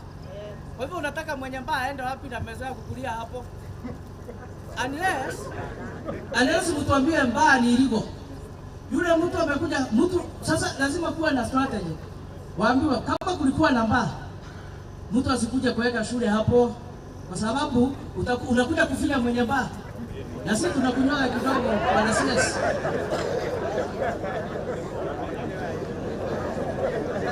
Hiyo ingine kwa CS. Kuna watu wako pale mashinani na wanatusaidiaga sana. Kuna watu wa community policing, nyumba 10, sub areas. Hakuna mtu ametaja hiyo watu. Na watu ndio wa maana sana. Wakipelekea chief information, wao ndio wanapaki wakitusiwa. Chief wakipeleka hiyo information polisi inakuwa wafanye ile kitu inastahili, lakini wao wanapaki wakitusi. Kwa hivyo ni mzuri sana kama hao watu watatunzwa.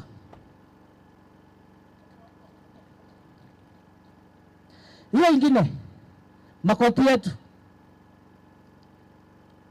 Sometimes umekuta mtu anakamatwa, akikamatwa the foreign day, unapata ameachiliwa na koti ama amefungwa under probation. Na kifungwa under probation, hiyo mtu hata wahi kuwa anaenda mahali ameambiwa aende. Hiyo mtu si umemwambia aendelee kufanya vile alikuwa anafanya. So lazima serikali iangalie ione ile strategies watatumia. Ya mwisho pana CS. Na kushukuru kwa sababu ya hii forum. Na ingekuwa ni mzuri wakati utaenda kwa cabinet, ambia Bwana Rais, the other CS wao wanafanya forum kama hizi. Ndio kama ni warodha ya kuja kama hapa tumwambie ile mashida tuko nayo. Ndio hiyo kitu iweze kuangaliwa mahali kuna shida tunatatua. Ya mwisho kabisa, nashukuru MCA hapa Bwana Swalex. Na kwa sababu uko hapa, ningeomba Mheshimiwa Rais, mimi ni chairman wa Catholic Primary School pale. Hiyo barabara ni kabaya sana, kanakona matope. Ukikuja uniwekee kamera mtu nitashukuru. Thank you.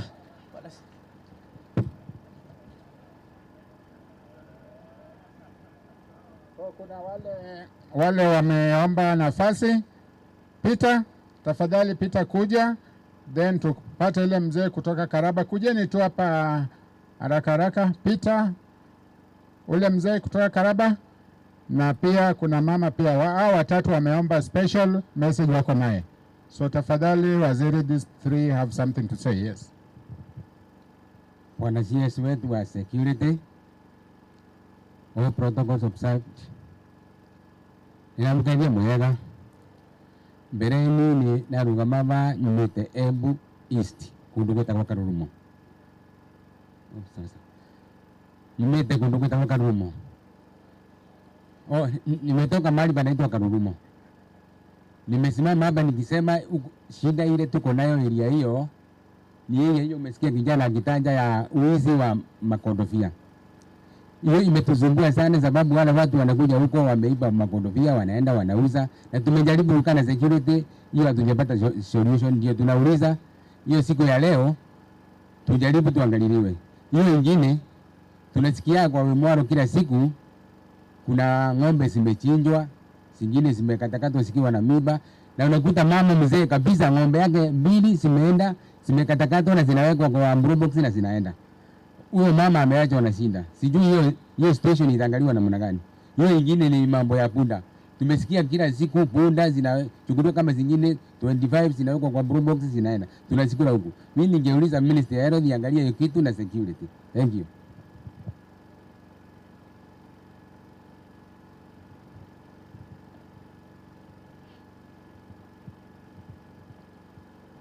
Bwana CS, all protocols observed. My name is Edith Kagendo Ndwega. Nimesimama hapa kwa maana niko na kitu nimesikia injatanjwa. Mimi nimekuwa civil servant, now a senior citizen for over 10 years. Now, mi naenda kwa chief kumuona juu ya masababu fulani, nakuta chief ameenda public baraza. Nikienda kwa assistant chief wako pamoja na chief. So the office is locked. Kitambo kulikuwa na nafasi ya karani wa chief. Bwana CS. Na ninauliza kwa sababu hawa mayuthi wetu wanatafuta kazi. Tafadhali naomba kwa heshima muandikie machiefs karani hata kama ni wawili, kwa sababu hiyo ofisi ni muhimu sana. Chief akienda kufanya mambo yake huko nje, tusiende tukose huduma. Na tena itakuwa ikicreate employment kwa the unemployed. Ama ni aje? Chiefs, munaona kama mnahitaji usaidizi? Haya, asanteni, sina mambo mingi. Nilikuwa naomba watoto waandikwe kwa chief. All protocols observed. Hamujambo. Hamujambo tena. Karibu sana huku kwetu CS Mkomen. Mimi naongea jambo moja tu ya Mwea sub county. Na nisikizwe vizuri. Is the youngest sub county. Ni kweli? Na yule mtoto wa nyuma mkikosa kucheza anakulanga mabaki. Ni kweli? Ama anafidia haya. Nimesikia usiezi yangu hapa akisema mambo mingi, lakini hakutaja ako kwa police post. Zile nyumba zilikuwa za police post ndio anafanyia na nimetoka hapo.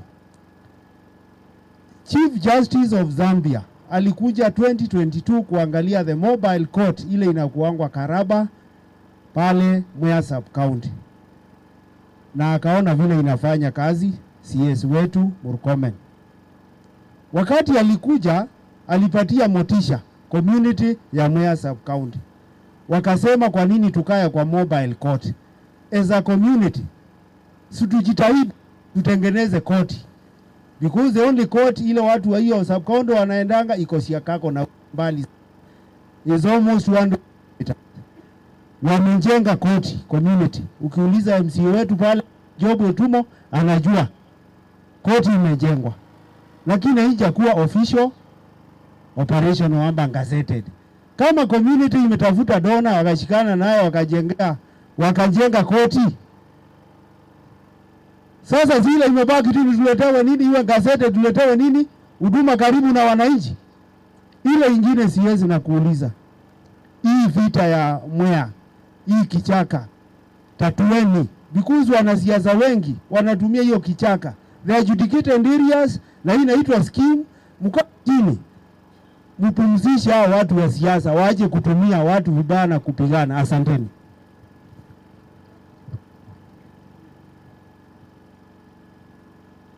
Bwana CS, viongozi wetu kutoka Embu and all protocols observed. Kwanza ningetaka kushukuru watu wa Embu, leaders, MC wetu, MPs, gavana wetu, ni machifu. Coordination inakuwa excellent kwa hii watu. Ndio unaona tumesikizana vile tumeitwa. Shinda ni kwamba kuna mambo ingine, hii dunia iko na shinda mingi. Kila mtu ametoka kwa familia. We have 3 categories of families. Tuko na married couples, tuko na single ladies, tuko na single fathers. Hii kitu imeleta mambo mingi sana. Huyu single father amewachiwa watoto na bibi yake ameenda safari ya irudi. Kukaa pale ile mahitaji ya kifamilia anasahau hawa ni watoto wake. Tunapata hapo shinda, unasikia rape cases. Mtu ameripa watoto watatu. Hiyo shinda ni kali sana. Ukienda kwa kijiji watu wanasema huyu amesahau. Hii watu wanajua huyu mtu anafanya hiyo kazi, lakini asemi. Kwa nini asemi? Akisema atakabidhiwa na yeye, hatakuwa na sauti. Tukienda kwa single ladies, mtu amepata watoto watatu, labda aliolewa akapata watano, akarudi nyumbani. Kurudi nyumbani anakuta ndugu zake wanamgoja. Hakuna mahali ya kuishi. Huko anapigangwa kila siku, anaambiwa arudi kwa bwana. Unakuta hii watoto hawasomi. Hawezi hata wekelea chakula kwa meza. Imekuwa ni shinda kali. Mimi nakubali hata hii machifu wanajua. Hii maneno yote ni mingi huku grassroots, lakini huwa haisemwi. Ukienda kwa police, challenge ni kwa police, lakini police hawana challenge. Wanaenda ukitafuta witness, mtu anasema siwezi poteza tikiti yangu nikienda kwa police witness maneno, niwe nashinda kotini kwa mwezi mzima. Hiyo nayo ni shinda. Kama kule grassroots kungekuwa facilitated vile watu wamesema kwa chief, akipata case facilitate hii witness na facilitate mwenye case wapeleke, ingekuwa rahisi kidogo. Lakini sasa tunaenda, mtu anarudia, yule alikuwa witness yangu anarudia kwa chief, mimi nimepotea na mimi ni single mother. Nilikuwa naongea kesi ya shamba ya familia yangu, nimewachwa hivi. Vile kuachwa hivi naenda kutafuta kazi ndio hii familia ione chakula. Hii watoto watabaki na shinda. Hakuna mtu wa kuangalia. Hii maneno iko chini yetu nyingi sana na tuko na way out. Way out tuko na leaders hapa. Kama tungekuwa na datas kila sublocation, mimi wa nyumba 10 na kiuniuliza saa hii nipange list ya wale watu waweki chakula kwa meza na wachawachia hapa. Mwingine pia. Tukiwa na datas ya ile familia imefinyika, kama ni single father, kama ni single mother, kama ni hata wale couples, kuna wengine wanauana, tutasaidika. Ile ingine ni kusema hii mambo ya mashamba ni vizuri koti zimeletwa mashinani. Watu wajui sheria. Mimi naenda kusema mnigainie shamba. Kiembu naye msichana hawezi, alikuwa apewe shamba. Wanakatana mashamba, mimi nabaki hapo. Sababu mimi sijui sheria. Kama kulisemekana watoto wote wapewe nini? Wapewe shamba. Hiyo ni shinda kubwa. Na tuwezi maliza mashinda kama tumeweka mashinda kwa nyumba zetu. Hiyo ingine naye kuna watoto wanawachwa wa orphans. Hii askari ni watoto wetu. Kila mtu anataka security. Askari anataka security, mama anataka security, polisi anataka security, kila mtu anataka security. Kwa hivyo lazima tukue security ya mmoja wetu. Hiyo security naye inakuwa ni shinda. Chief asikizane na bibi yake. Bibi anakuja akiwa amekasirika. Hiyo ni shinda, sababu nikienda sitahudumiwa.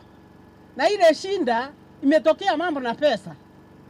Mambo na pesa, mshahara umeketwa pay as you earn, pay hospitali nini, unakuta hakuna pesa.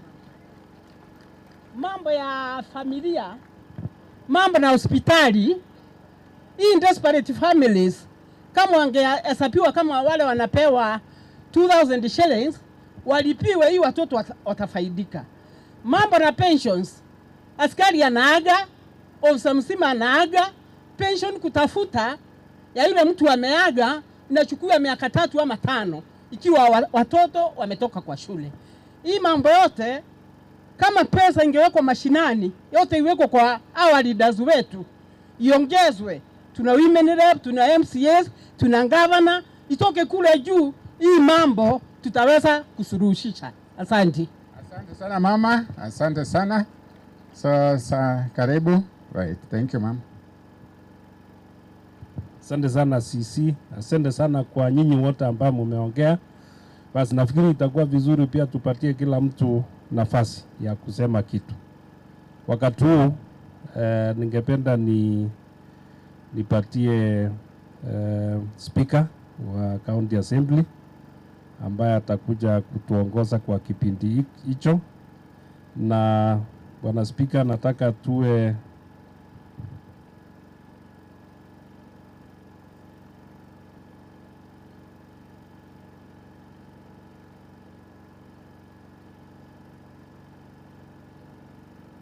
basi. Karibu bwana speaker. Thank you very much.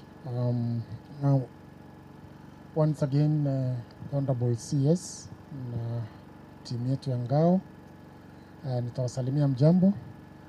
Now I'm under very strict instructions that I just give one member per constituency. And from Bere North, I want to call Honorable Niton Karish. We have been advised to be extremely brief. Then from Mbeere South, Etumo. Karish, unaweza kuja? Mheshimiwa Etumo.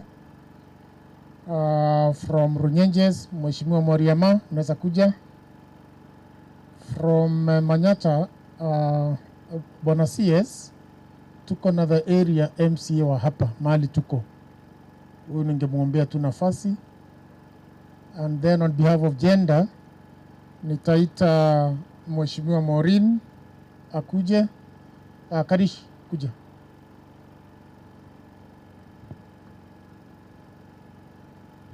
Thank you. Honorable CS, all protocols observed.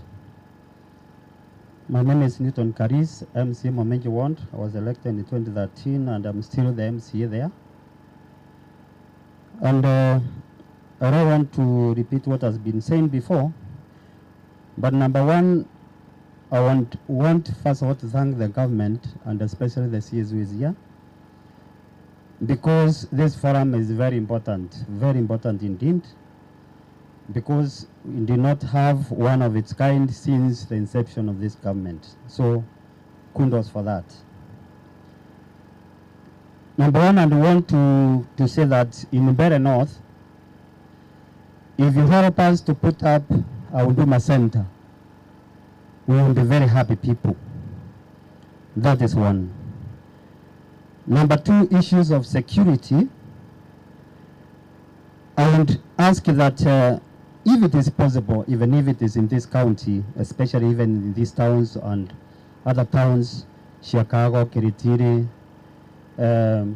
maybe Runyenjes, let us put cameras or surveillance equipment, because without this, then there's not enough security. We need to put up some cameras so that what is happening, you can be able to rewind and see what happened there before. Also, Honorable CS, there are some areas, like for example, I come from Momenji and Ifrori ones. Those areas are very expensive. And when they are very expensive and there's no network, there is no way you can reach, even there's no way you can call the OCS with as Chicago. There's no way you can call it on the OSPD. Sometimes it's even very difficult even to call the chief. So if you liaise with network providers, maybe Safaricom and others, I think we have been able now to say that security is enhanced. Again, still on, for example, in our ones, as I have seen before, they are very expensive. And in particular, if we want, which is more than 400 square kilometers, Honorable CS, if it is subdivided so that at least we can be able to devolve services, because if it is divided into two, we have Ishiara and Rumare, that is one ACC, and then we have Kanyambara and Kiangambe, that is one ACC. I think we have taken services closer to the people. Lastly,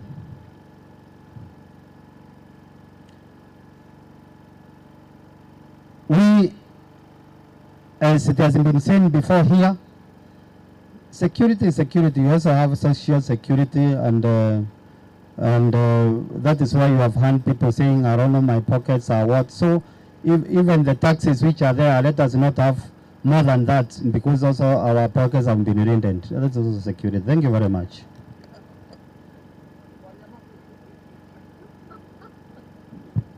Mheshimiwa Johnson. Etumo first, very well. Mheshimiwa Job Etumo.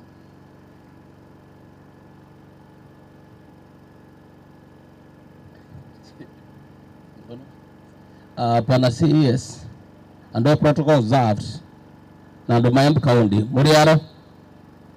Majina yangu ni Mheshimiwa Etumo Job, MCA kutoka kule Mwea, pande ile nyingine ya Embu County yetu. Kwanza ni kusema asanti kwa mwaliko wako sisi kama MCA wa Embu County kuwa na hiki kikao na watu wa Ngao. La pili, hawa watu wameongea mambo mingi. Na nikitoka kule Mwea and in extension Beere South, pana CS niko na mambo matatu. Kitu wa kwanza, tumekuwa na land issues. Na the regional commissioner na county commissioner, they have come in Nandi to solve the problems. Na so far hii maneno ya Mwea Settlement Land Scheme, tumekuwa na mkutano kule kwa CS lands na kwa PS lands mara mbili. So pana CS kwa uongozo wa ambao tuko na regional commissioner, county commissioner, najua hivi karibuni tutapata solution ya maneno ya Mwea Land Scheme ambayo imekuwa changamoto kwa watu wa pande hii ya Embu County and in particular Mwea sub county. Ya pili, pana CS Mwea sub county is only sub county in, I think, in Kenya where there are no vehicles. Currently, our DCC is using a car from Runyenjes sub county ambao amepatiwa huko ndio inamsaidia. So sisi kule Mwea DCC, ACC hawana gari. So tunawaambia wapate gari ili watufanyie kazi. Hiyo nyingine, pana CS Mwea sub county is a big sub county ambao iko na 3 police stations na iko na magari matatu na gari moja ni lori. So sasa wakiwa na kazi ya kufanya haraka wako na challenge. Na OCPD wa hiyo Mwea sub county hana gari yake ya kutembea.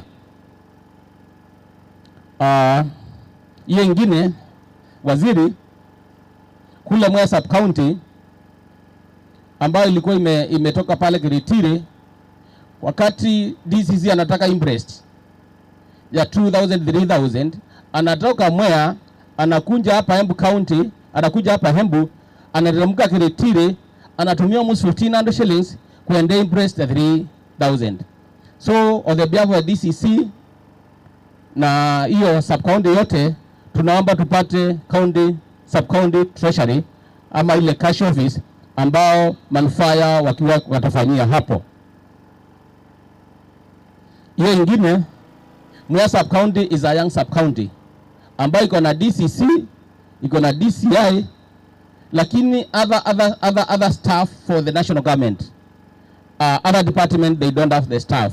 So na also the children and also social services ambao tunataka wafanyikazi watusaidie pande hiyo chini. Hiyo ingine, Bwana Waziri, tuko na mobile court iko kule Mwea about the community initiative na through our local donor tumetengeneza koti pale Mwea ambao iliisha a week ago. The court, hiyo koti, it has costed almost 3.5 million ambayo imefanya through the community initiative. Ni maombi yangu ukifuata nafasi tungekuja tukuombe ukuje utucommission hiyo mobile court na sasa iwe permanent court, because sasa tumetengeneza koti na koti iko mzuri ambayo itahudumia watu wetu pale. Hiyo ingine nikimalizia, Bwana Commissioner, wakati President alikuwa hapa, tulikuwa na yeye hapa Bere South kule Kaburu. Hiyo siku alituletea ACC wa division yetu Kiambere. Tunasema asante kwa kupatiwa ACC na President, hiyo siku alikuwa hapa. Lakini sasa ule ACC wa Kiambere kutoka Kiambere kuja Kiritiri is more than 50 kilometers, na sasa ule ACC hana gari na polisi ile wako hapo wana gari. So tunataka tuombee watu wa Kiambere police station na ACC gari ili hao watu wasaidie kufanya huduma kwa watu wetu wapandile chini. Ya mwisho nikimalizia, tuko na ofisi ya DCC ambao haina furniture. Ile furniture wakati tupata DCC, we as community we bought the furniture on the behalf of the DCC, na ndio inasaidia siku hizi hakuna ICT equipment. So waziri, naomba huyu DCC yako hapa ako na shinda mingi, ili ofisi yake ifanye kazi. Ukipata nafasi unaweza tupatie furniture kidogo, itampiga jeki aendelee kufanyia kazi. La mwisho nikimalizia, huduma inaenda chini mashinani kwa watu kule Mwea sub county, na kama hapa huduma center iko kwa post office, kule Karaba kuna post office, na unajua biashara ya post office siku hizi imeenda chini sana. Tungepata hiyo post office iwe turn to huduma center, ingesaidia watu wa pande ile ya chini ya Mwea sub county ili waendelee kupata huduma. Kwa hiyo maneno mengi na machache nasema ni asante na karibu tena hapa Embu County. Asante sana.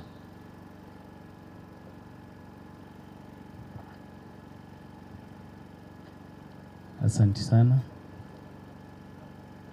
Mheshimiwa Waziri na all protocols observed. Kwa majina ni Mushangi Mwariama, MCA Kagari North Ward, Runyeges constituency. Nimepewa hii nafasi niongee mambo kidogo kuhusu Runyeges, let's call it Embu East sub-county.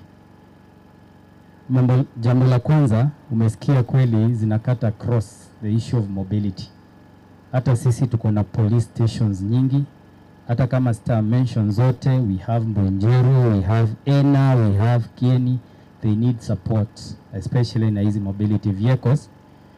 Kama vile mmoja alisema, their presence talks volumes, na pia wataweza kufikia wananchi na mwananchi atapata huduma.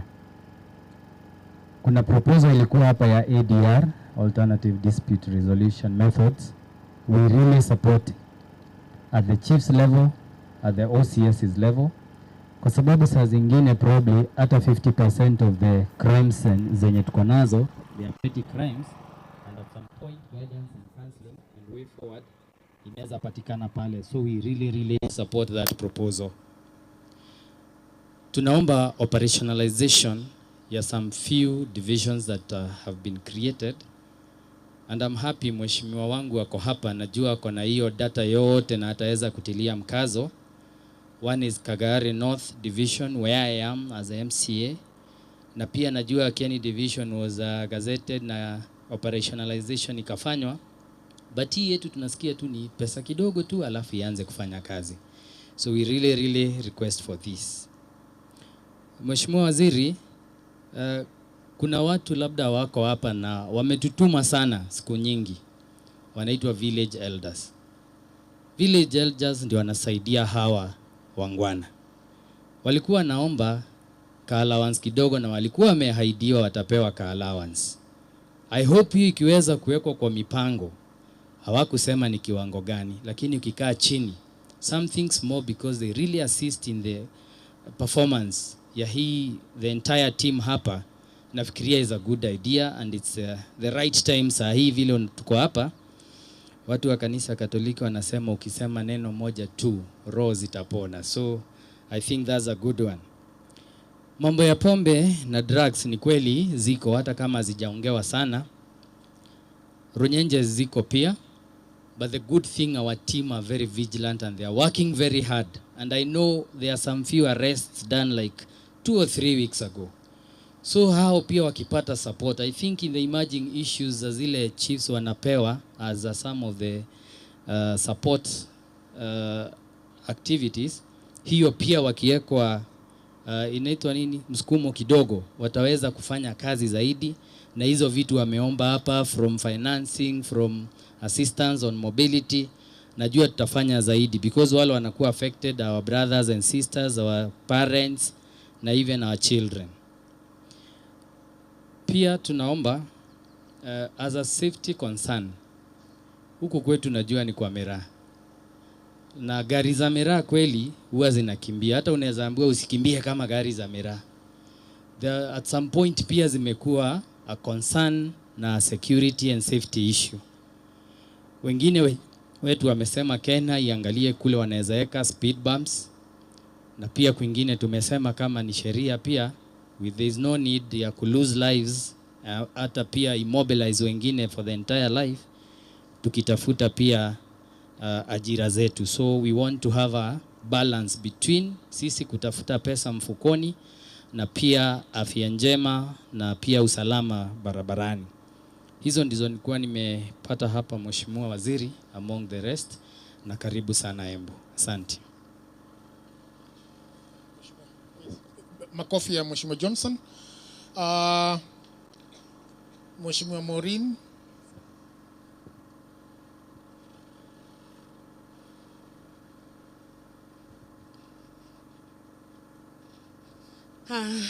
Thank you so much, Waziri, and the protocol observed. My name's Maureen Kagendo Nyaga, aka Mami Mwega, nominated MCA. I have a few points, and I want to emphasize also some. Number one, as women, we will wish a gender desk in every station to be 24 hours. Because some 12 hours or less, they are not 24 hours.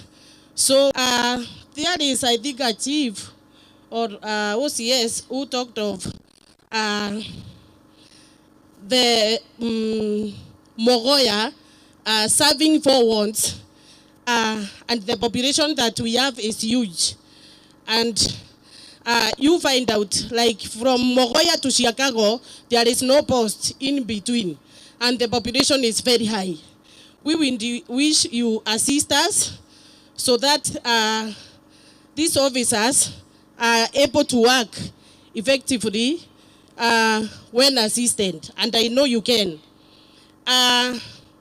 Defilement cases are very many.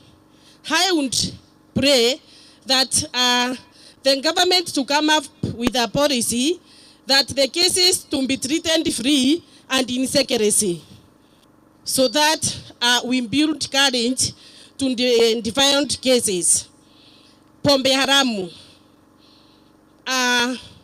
It is not good to die that pombe haramu imeisha, but tunaweza shikana zote, viongozi aina yote, as sisi political leaders, these officers, the pastors, sisi sote tushikane ndio tuweze kumaliza ile kidogo imebaki, ama to let the government know who is doing it, ama imebaki wapi.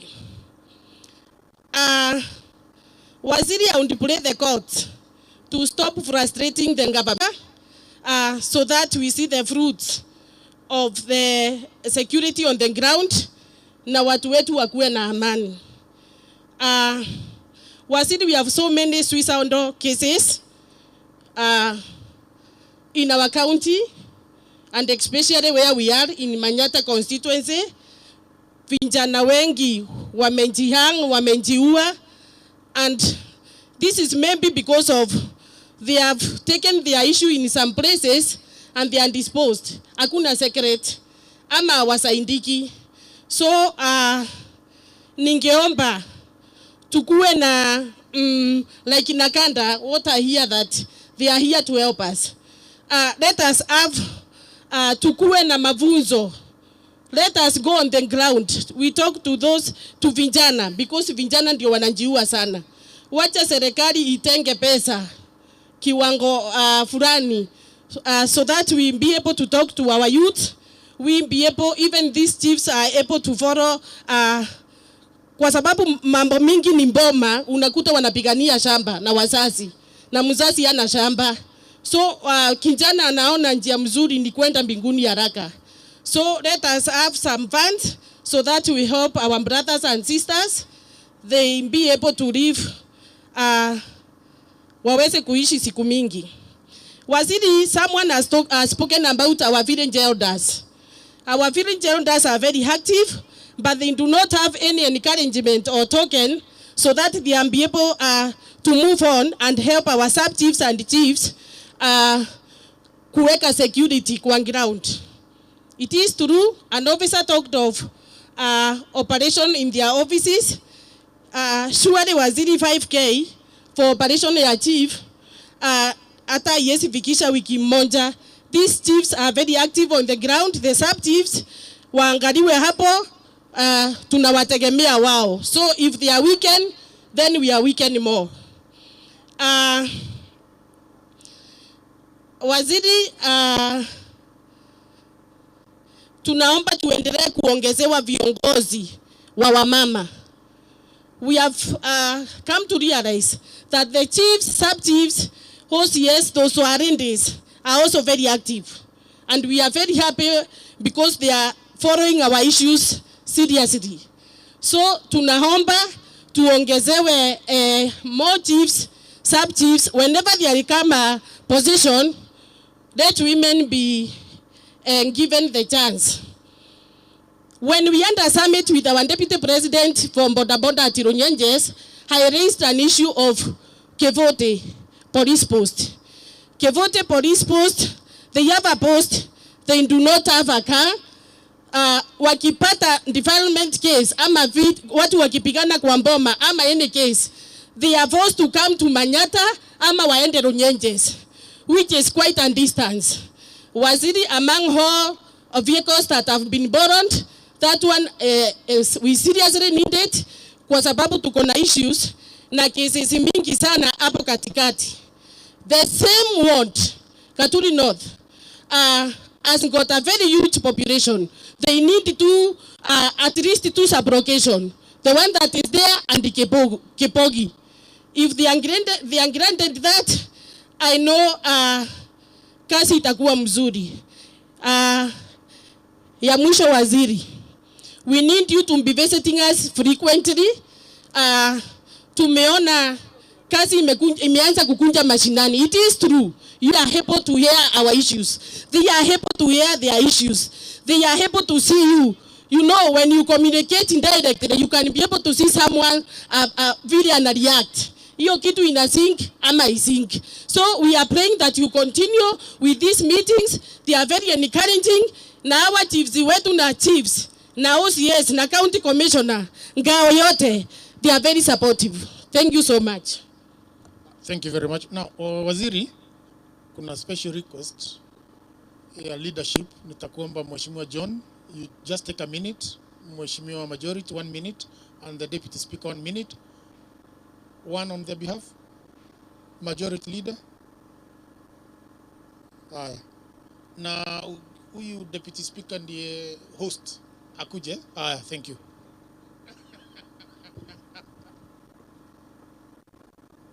Thank you very much. Wasiri wetu, Mheshimiwa Mkomen wa protocol observed. Mimi naitwa Mreithi Kobore na mimi ndiye majority leader. Wasiri, sisi tuko hapa, mtu wa kwanza kwenda kwa wanaenda kwa chief. Na shida ya school fees naye ikitokea wanaenda kwa MCA, maana wanajua chief hana pesa, lakini chief ni wa serikali. Kwa hivyo sisi na chief tunafanya kazi tukiwa kitu kimoja. Na ukiangalia vyenye Embu imetulia kwa utulivu ambaye iko kwa saa hii kwa sababu ya chiefs na MCA. Sababu sisi ndiye tuko na watu masinani. Kwa hivyo wakati chiefs wanajiongelelea hapa wapewe transport, wae mobility na nini na support hiyo 100%. Ya pili, Mheshimiwa Wasiri, tungependa tuko na shinda na polisi kwa sababu mara kwa mara hawakui na fuel. Kama wanaweza pewa mafuta ya kutosha, waweze kuattend crime scenes, inaweza kuwa mzuri sana. Maana mara ukipiga simu polisi wanasema hatuna mafuta. Na wakipewa mafuta najua atafanya kazi mzuri. Lakini pia polisi, maana hospitali yako hapa, ni vizuri pia polisi akiitwa distance ya 1 kilometer awe amefika within 10 minutes. Kwa sababu unangonja 1 hour, 2 hour ndio unasikia gari inafika. Na wakati wakifika inafika sasa wakati mambo imeisha, kama ni wezi wameenda, kila kitu imeenda. So tunaanza kuandika statement ambaye sasa saa hiyo haisaidii kwa sababu kila kitu imeharibika. Kwa hivyo ningefikiria mkipewa mafuta ya kutosha hamtakuwa na sinde ya kufika mapema. Ile ingine Bwana Wasiri, tuna location inaitwa Ruguru Ngandori. Na hiyo ni ya mheshimiwa anaitwa Muturi Mwombo. Na nisiposema mambo ya hiyo sitapata nafasi kule kwa mbunge. Hiyo location ni kubwa sana sana sana. Na mheshimiwa Muturi Mwombo anaomba kwa heshima kubwa iwe subdivided into 2 division. Kuwe na Ruguru na kuwe na Ngandori. Na ikifanywa hivyo atakuwa ametosheka. Bwana Wasiri, ingine ni police post ambayo ilijengwa wakati tole. Ilijengwa miaka kama 10 sasa imeisha. Lakini ilijengwa kwa shamba ya mtu. Nyumba ilijengwa na mheshimiwa Musiri na haijawahi funguliwa tangu leo kwa sababu kulikuwa na dispute katikati ya mwenye shamba na administration. Kwa hivyo tungeuliza kama mwenye shamba anaweza lipwa hiyo pesa yake ili hiyo polisi iweze kufanya kazi, tunaweza saidika sana. Bwana Wasiri, ingine ni gari ya polisi ilichomeka huko Ruguru Ngenda. Gari yao ya station hiyo ilichomwa wakati kulikuwa na demonstration na huko Manyata wakati wa wale vijana wawili, na hiyo gari haijanunuliwa mpaka leo. Kwa hivyo ukipata magari ile unapataga ya msaada, watu wakipewa Land Rover moja ama Land Cruiser moja inaweza kuwa mzuri. Ingine ni ya Kedhemu, hawana gari pia Bwana Wasiri.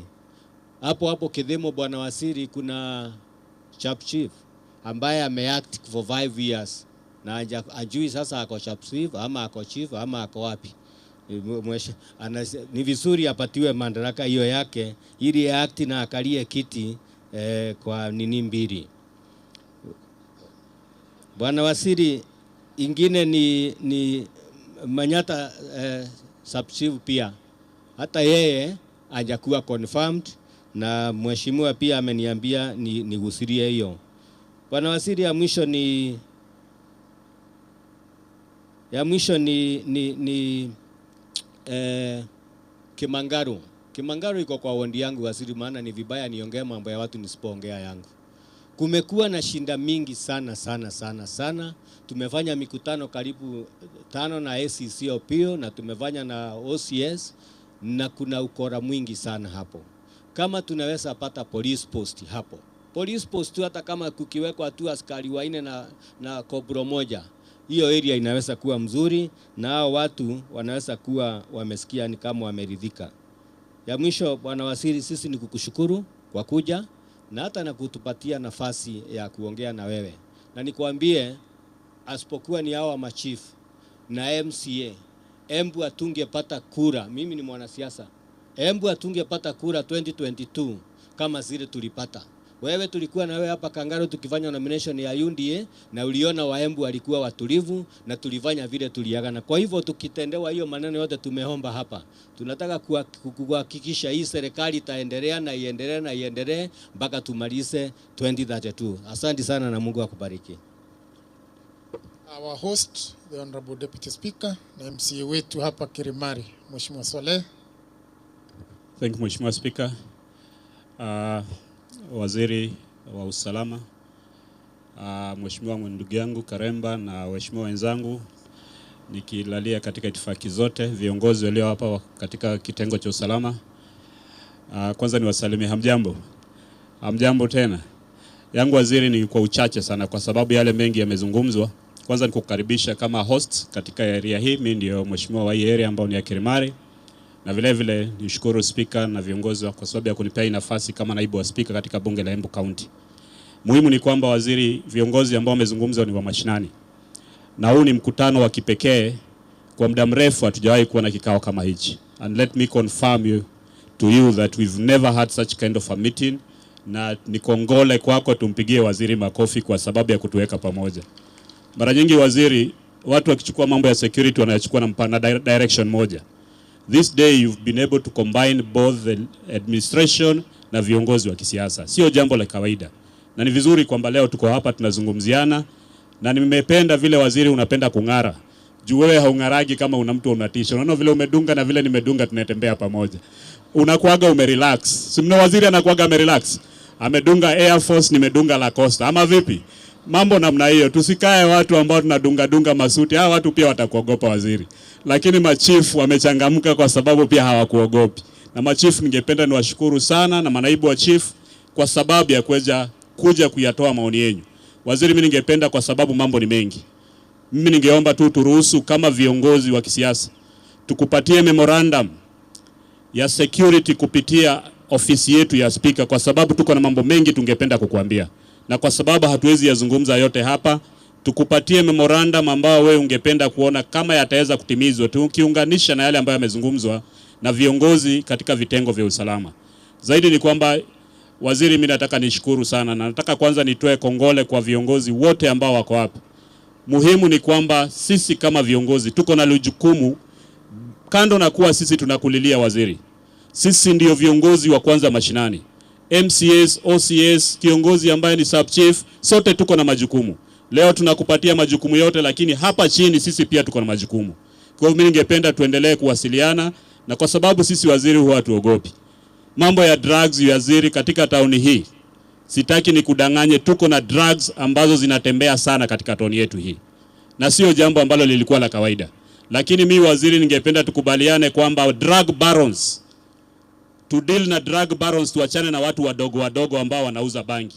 Let us deal with the right people that are bringing that bang in this town. Wacha to deal na wale watu ambao ndio vigogo ambao wanaleta bangi.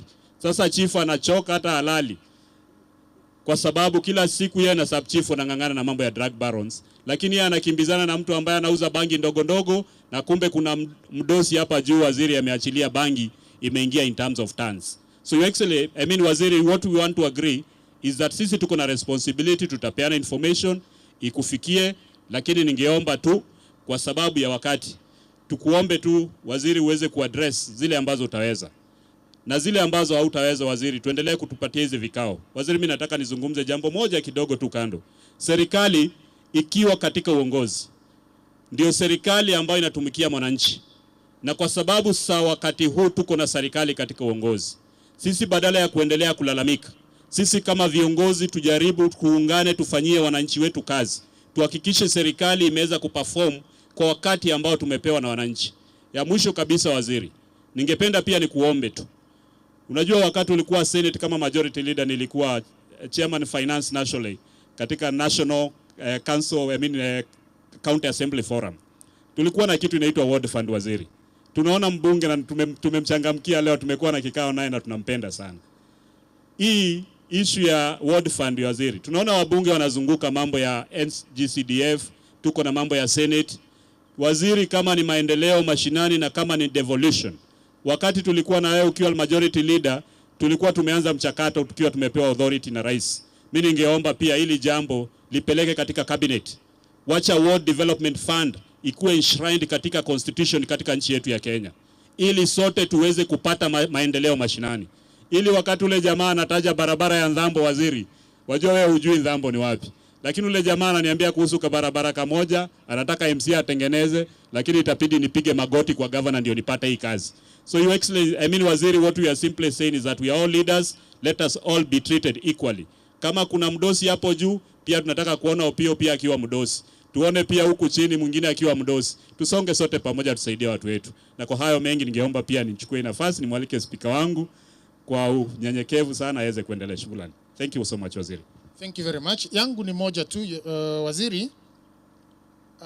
Mheshimiwa Agnes ameomba kuuliza, kuna block mpya pale Embu Police Station ambayo ilikamilishwa over 3 years ago na haijawahi funguliwa. Anakuomba waziri, tukitoka hapa uende ufungue ili aanze kutumika. So mine is number one, waziri, as the 2 levels of government and as you lead this ministry, which also includes coordination of national government, waziri, we need to work on responsiveness. How fast, how quickly we respond to the public demands. Mara nyingi issue inakuwa reported, but our response, either as the county government here, either as a police or ngao, we need to make an improvement so that tusifike kiwango ile ambayo ilizungumziwa hapa na I think alikuwa UCPD, ya tufike ya kwamba kuna maandamano na wanasiasa tunaingilia na kusema huyu hatutaki hapa, huyu hatutaki hapa. If we just improve on our responsiveness to the public demands, I think we shall not get to that level. The second and final issue, waziri, is on this liquor licensing. Hii mambo ya pombe, mahali baa iko inauzwa saa ngapi. It is good that I report sisi kama county assembly tumeamend na kutengeneza sheria yetu ya pombe mara 5 kwa sababu ya kurespond kwa hiyo mambo ambayo inatokea. Na hata sasa kama kuna jambo litahitajika ya kwamba tuketi tena tuweze kurekebisha sheria yetu ya pombe on how we can regulate that sale. I know something is ongoing at the national level. We are more than ready to sit ndio tutengeneze hiyo pia mambo ya mogoka, vile inauzwa, inakuliwa wapi, na tuondoe watoto kwa hiyo maneno yote. Otherwise yangu ni hayo, waziri, na kushukuru tena kwa mkutano huu. Na kabla niite Mheshimiwa Karemba, but this kind of meeting is quite encouraging because us from this other side tunaelewa pia matatizo ambayo polisi wetu wanapitia, askari wetu wanapitia, hata sisi wenyewe at the local level, sisi kama ngao na sisi kama county na viongozi Karemba na wengine, governor, senator, hata sisi tumechelewa kuwa na hii mkutano. Hii mkutano tunafaa tufanye at the local level, hata sio ati waziri akuje kutuketisha kutoka Nairobi. Kwa hayo mengi na machache, asanteni sana. Karibu tena waziri na Mungu awabariki. Na sasa nitakaribisha mbunge wetu wa Runyenjes, Mheshimiwa Karemba. Asante sana, karibu mheshimiwa. Asante sana waziri wetu Onesmus Kipchumba Murkomen na viongozi wote ambao wako hapa.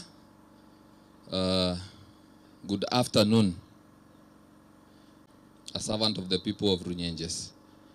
And waziri, nitakukaribisha hapa katika county ya Embu nikitoka kule Runyenjes, and start by thanking you so much for this idea of meeting leaders at the grassroots. Wakati niliona umeanzisha Jukwaa La Usalama na ukaanza kutembea hapa na pale, nilijua sasa tutapata suluhu ya matatizo mengi ambayo tuko nayo hapa kwa vijiji. And thank you for choosing to come here today. Waziri, kwa sababu tumekaa hapa sana, ningependa nisichukue muda mwingi. Na ningependa kwenda direct to what I would like to say. One, it is an issue that has been raised by one of the leaders, my MCA, kuhusu the motor vehicles transporting miraa.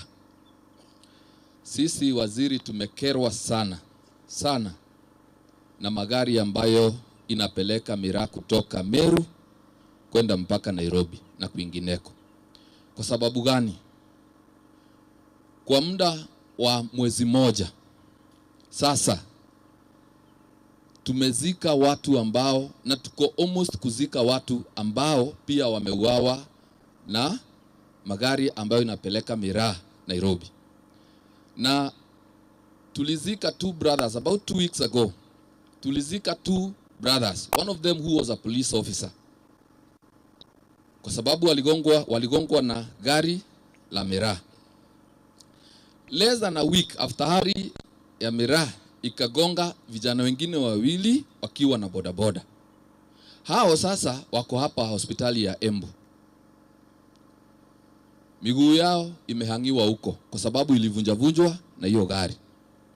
Juzi waziri, the day before yesterday,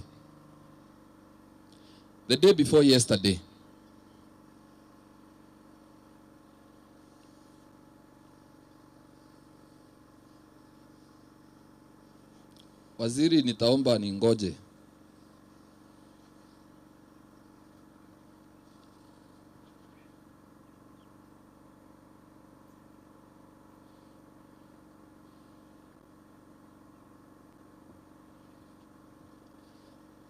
Ananoa tuinage rwimbo agioka. Tuinage. Jesu ari ho maundu mathiaga wega. Mathiaga wega. Jesu ari ho maundu mateku hingi. Jesu ari ho maundu mathiaga wega. Mathiaga wega.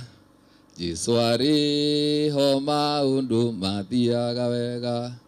Mateku ingi. Jesu ari ho bururi uikaraga wega. Uikaraga wega. Jesu ari ho bururi uikaraga wega. Uteku wingi. Jesu ari ho anake maikaraga wega. Maikaraga wega. Jesu ari ho anake maikaraga wega. Mateku ingi sana. Teko nyimbo ingi atuika. Nwamine nginya rucio. So waziri, this issue, the reason why I have posed so that you can come is because ni issue ambayo imetukera sana. Watu wawili nilivyosema waliuawa, 2 brothers. Then a week later, wawili wengine wakagongwa, wako hapa hospitali ya Embu level 5. The day before yesterday, usiku, gari la miraa liligonga mtu mwingine hapo Runyenjes, akakufa, saa hii yako mochari, anjazikwa. Na wakati gari la kwanza liliua watu wawili, the most urgent thing for hao watu wa miraa ni kuhakikisha vile miraa itatoka kwa gari iende Nairobi. Juzi, that incident happened at midnight. The fastest thing they did was to rescue the miraa. Kwanza iende, gari iko police station ya Runyenje saa hii tunaongea. So my question is, how many, even before I ask the question, Kwa hayo mambo yote hatujasikia sauti ya serikali. Sijasikia traffic commander wa Embu amesema chochote. Hakuna kitu imesemwa na waziri wa uchukuzi, and I have gone even to parliament and raised that matter, and up to now we have not had a comment, not even from the county commissioner of Embu. It has not happened. So the question is, how many people should die so that the government issues a statement? Isn't one life too many lives to be lost out of carelessness from the vehicles transporting Mira? It is so painful that people are losing their loved ones because of recklessness on the part of those people doing business. They value their business more than the lives of our people. It is wrong. We should respect the sanctity of lives. Waziri, let me go to the issue of illicit brew. And those of us who know me or who have heard about me know how clear I am on the fight against illicit brew. And Waziri, today morning when you came, wakati ulifika, tukufika hivi, kuna officer moja amekudanganya kuhusu political interference. Somebody in your security meeting brief has said that I am one who is interfering with the fight against illicit brew. And the chiefs here and the assistant chiefs from my constituency know very clearly that I am one person who has been fighting this illicit brew. Right from my sublocation, where 5 people died out of illicit brew in 1 month. Officer moja wako amekudanganya kwamba mimi napiga simu kwa station ati mtu atolewe na anafanya hiyo biashara. I am truly offended, Waziri. And that is why I am not very happy when seated there. Because that is wrong, unacceptable. And I demand that those allegations be substantiated. Because it is wrong. I want to applaud my team, security team from my constituency, because kupigana na pombe kwangu Runyenjes wamefanya kazi mzuri. Many times they have arrested the culprits, but there is a weak link. There is a weak link around the police and around the courts.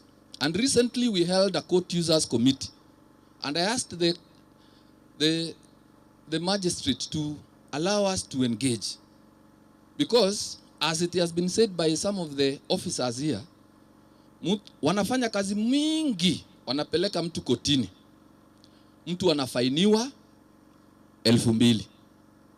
Like wakati watu 5 walikufa in my sublocation in 1 month, officers walikuja wakafanya kazi mzuri, wakapeleka mtu kotini. Yule alishikwa, alilipishwa 2,000 na akatoka. An assistant chief from Embu West, from my constituency, akafanya kazi mingi ya kuchukua mtu ambaye anapika hizi pombe. And for your information, in that place kuna pombe mingi, bado ijaisha. Akaenda kotini. Uko kotini alipewa adhabu ya kuokota nyasi. Kuokota nyasi, alafu akaachiliwa aende nyumbani. So, we are, as a government, we are investing a lot of money, sijui Nakanda ipigane na pombe. Vipi? Nakanda itapigana na pombe vipi? Wachungaji wataomba mpaka lini ili pombe iishe? The only way and the surest way of dealing with this problem is when those tasked with enforcement of rules do their job and they stop running away from their responsibilities. So Waziri, take decisive measures against those officers who are collaborating with those selling illicit brew. Na imeharibu watu wengi. It is a problem that we have got to deal with. Waziri, let me go to petty theft.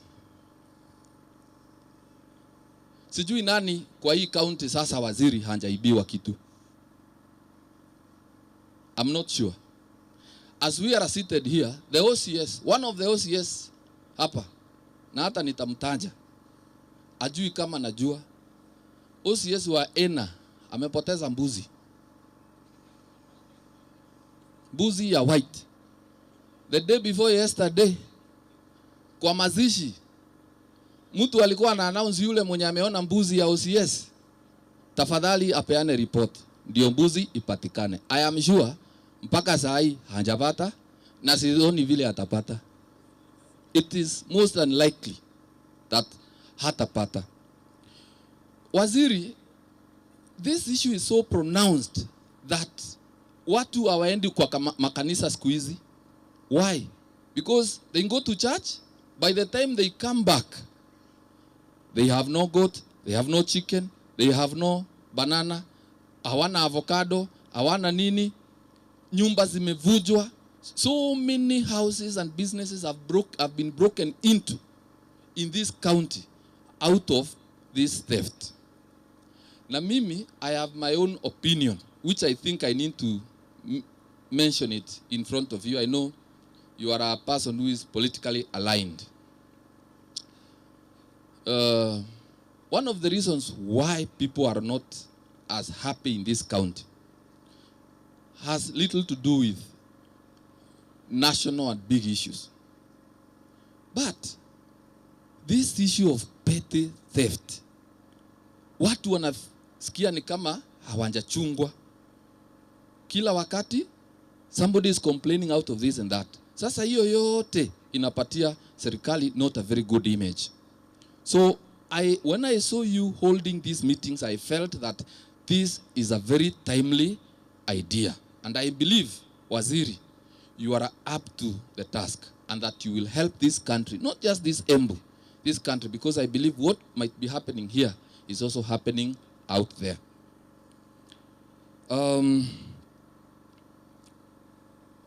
Mheshimiwa Waziri, there is an idea that was initiated by your predecessor, our current Deputy President, the Deputy President of the Republic of Kenya.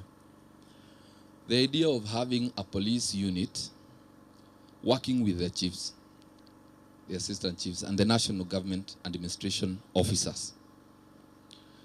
In my opinion, that is an idea that you may want to have it finalized and implemented.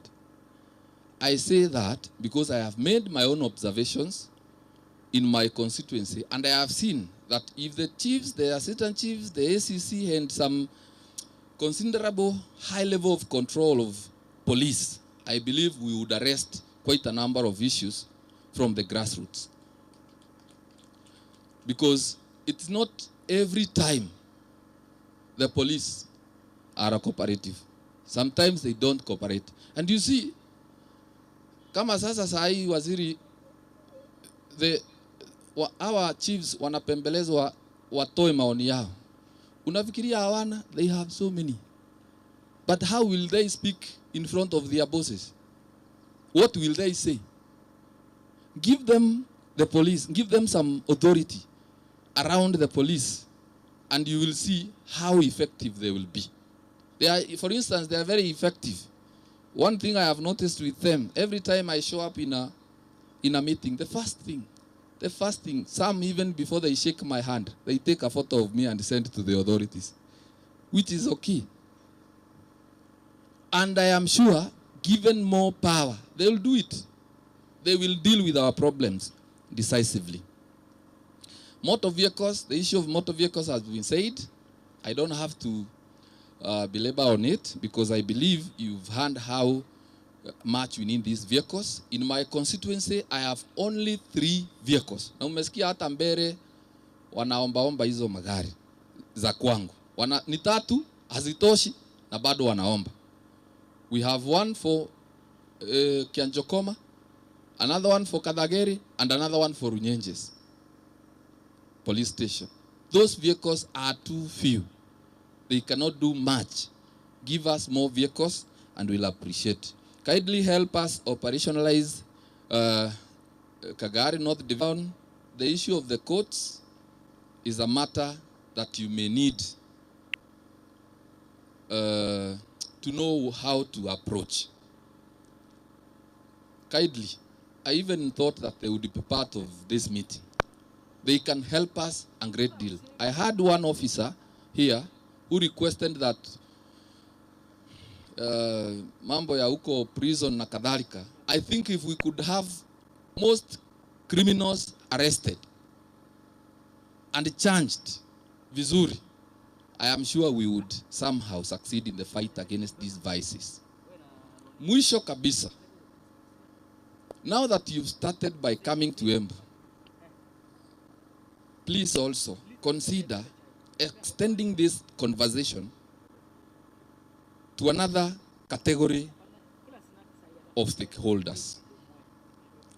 These stakeholders are very good, and the issues to do with their welfare that they have raised, please address them, because again, they cannot serve us well if their welfare is not taken care of.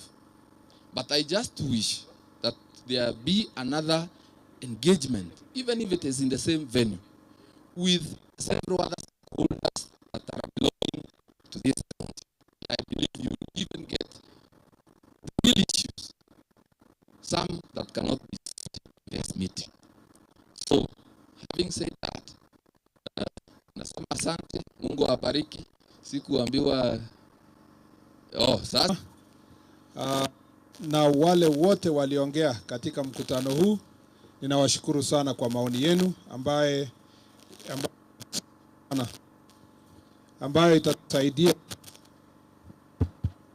ambayo itatusaidia tuhakikishe ya kwamba tumefikia kiwango kingine kwa mambo ya usalama. Kwanza nataka nishukuru sana kuwepo viongozi hapa. Hawa viongozi wenye wako hapa ninawashukuru sana kwa sababu inamaanisha mnachukulia mambo ya usalama na huduma kwa wananchi kwa njia ya umuhimu sana. Na nashukuru Mheshimiwa Karemba Mushangi kwa represent your colleagues, na nashukuru Bwana Speaker na Majority Leader na County Assembly Members kwa wingi ambao wamekuja hapa na wametoa maoni yao, na hata tungekuwa na nafasi wengi wao sana wangetaka kusema mengi. Nashukuru viongozi wa jamii community na viongozi pia wa ngao kutoka assistant chiefs wenye wako hapa na ma-OCS wakitoka upande wa askari wetu. Ningependa kusema kwamba imebainika wazi kwamba changamoto kubwa sana katika kaunti hii ni mambo ya kwanza ni mambo ya pombe haramu na madawa ya kulevya, na tumekubaliana wote kwamba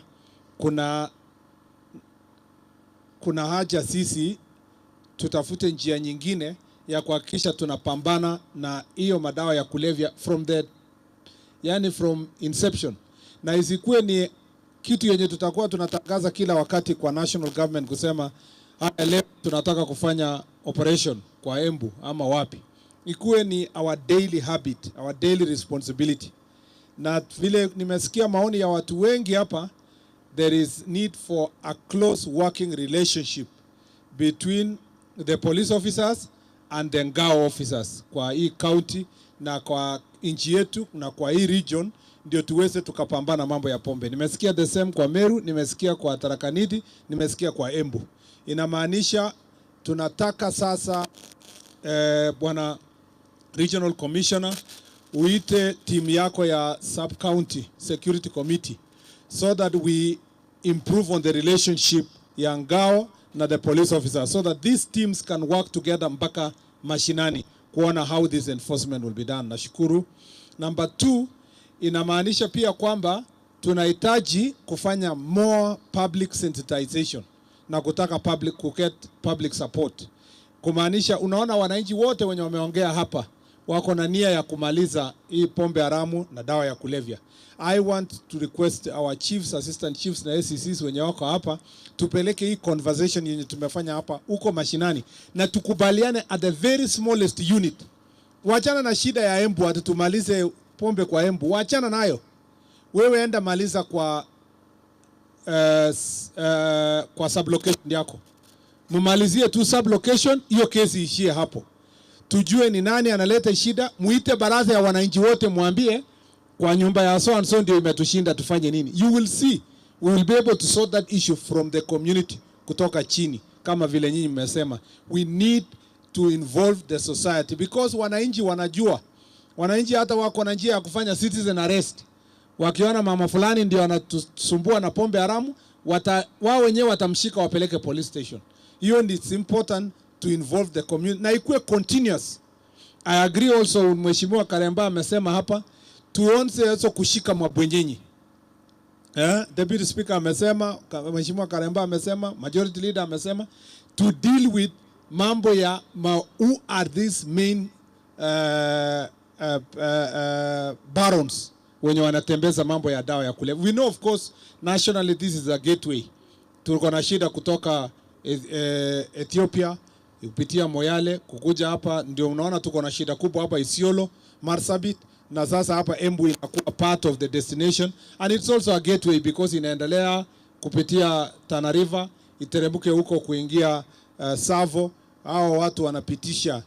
This has become a challenge for us, lakini the local barons must be arrested and we must deal with them, and we must also shame them publicly among the public so that the public can tell ni huyu ndiye amepita hapa. They can always continue reporting if we see any more action. Imebainika pia kwamba, and I really like to this is be captured properly in our report, imebainika kwamba it is the lenient penalties yenye kotini inaweka kwa drug traffickers ndio ina perpetuate hii makosa, na also illicit brews including adulterated alcohol.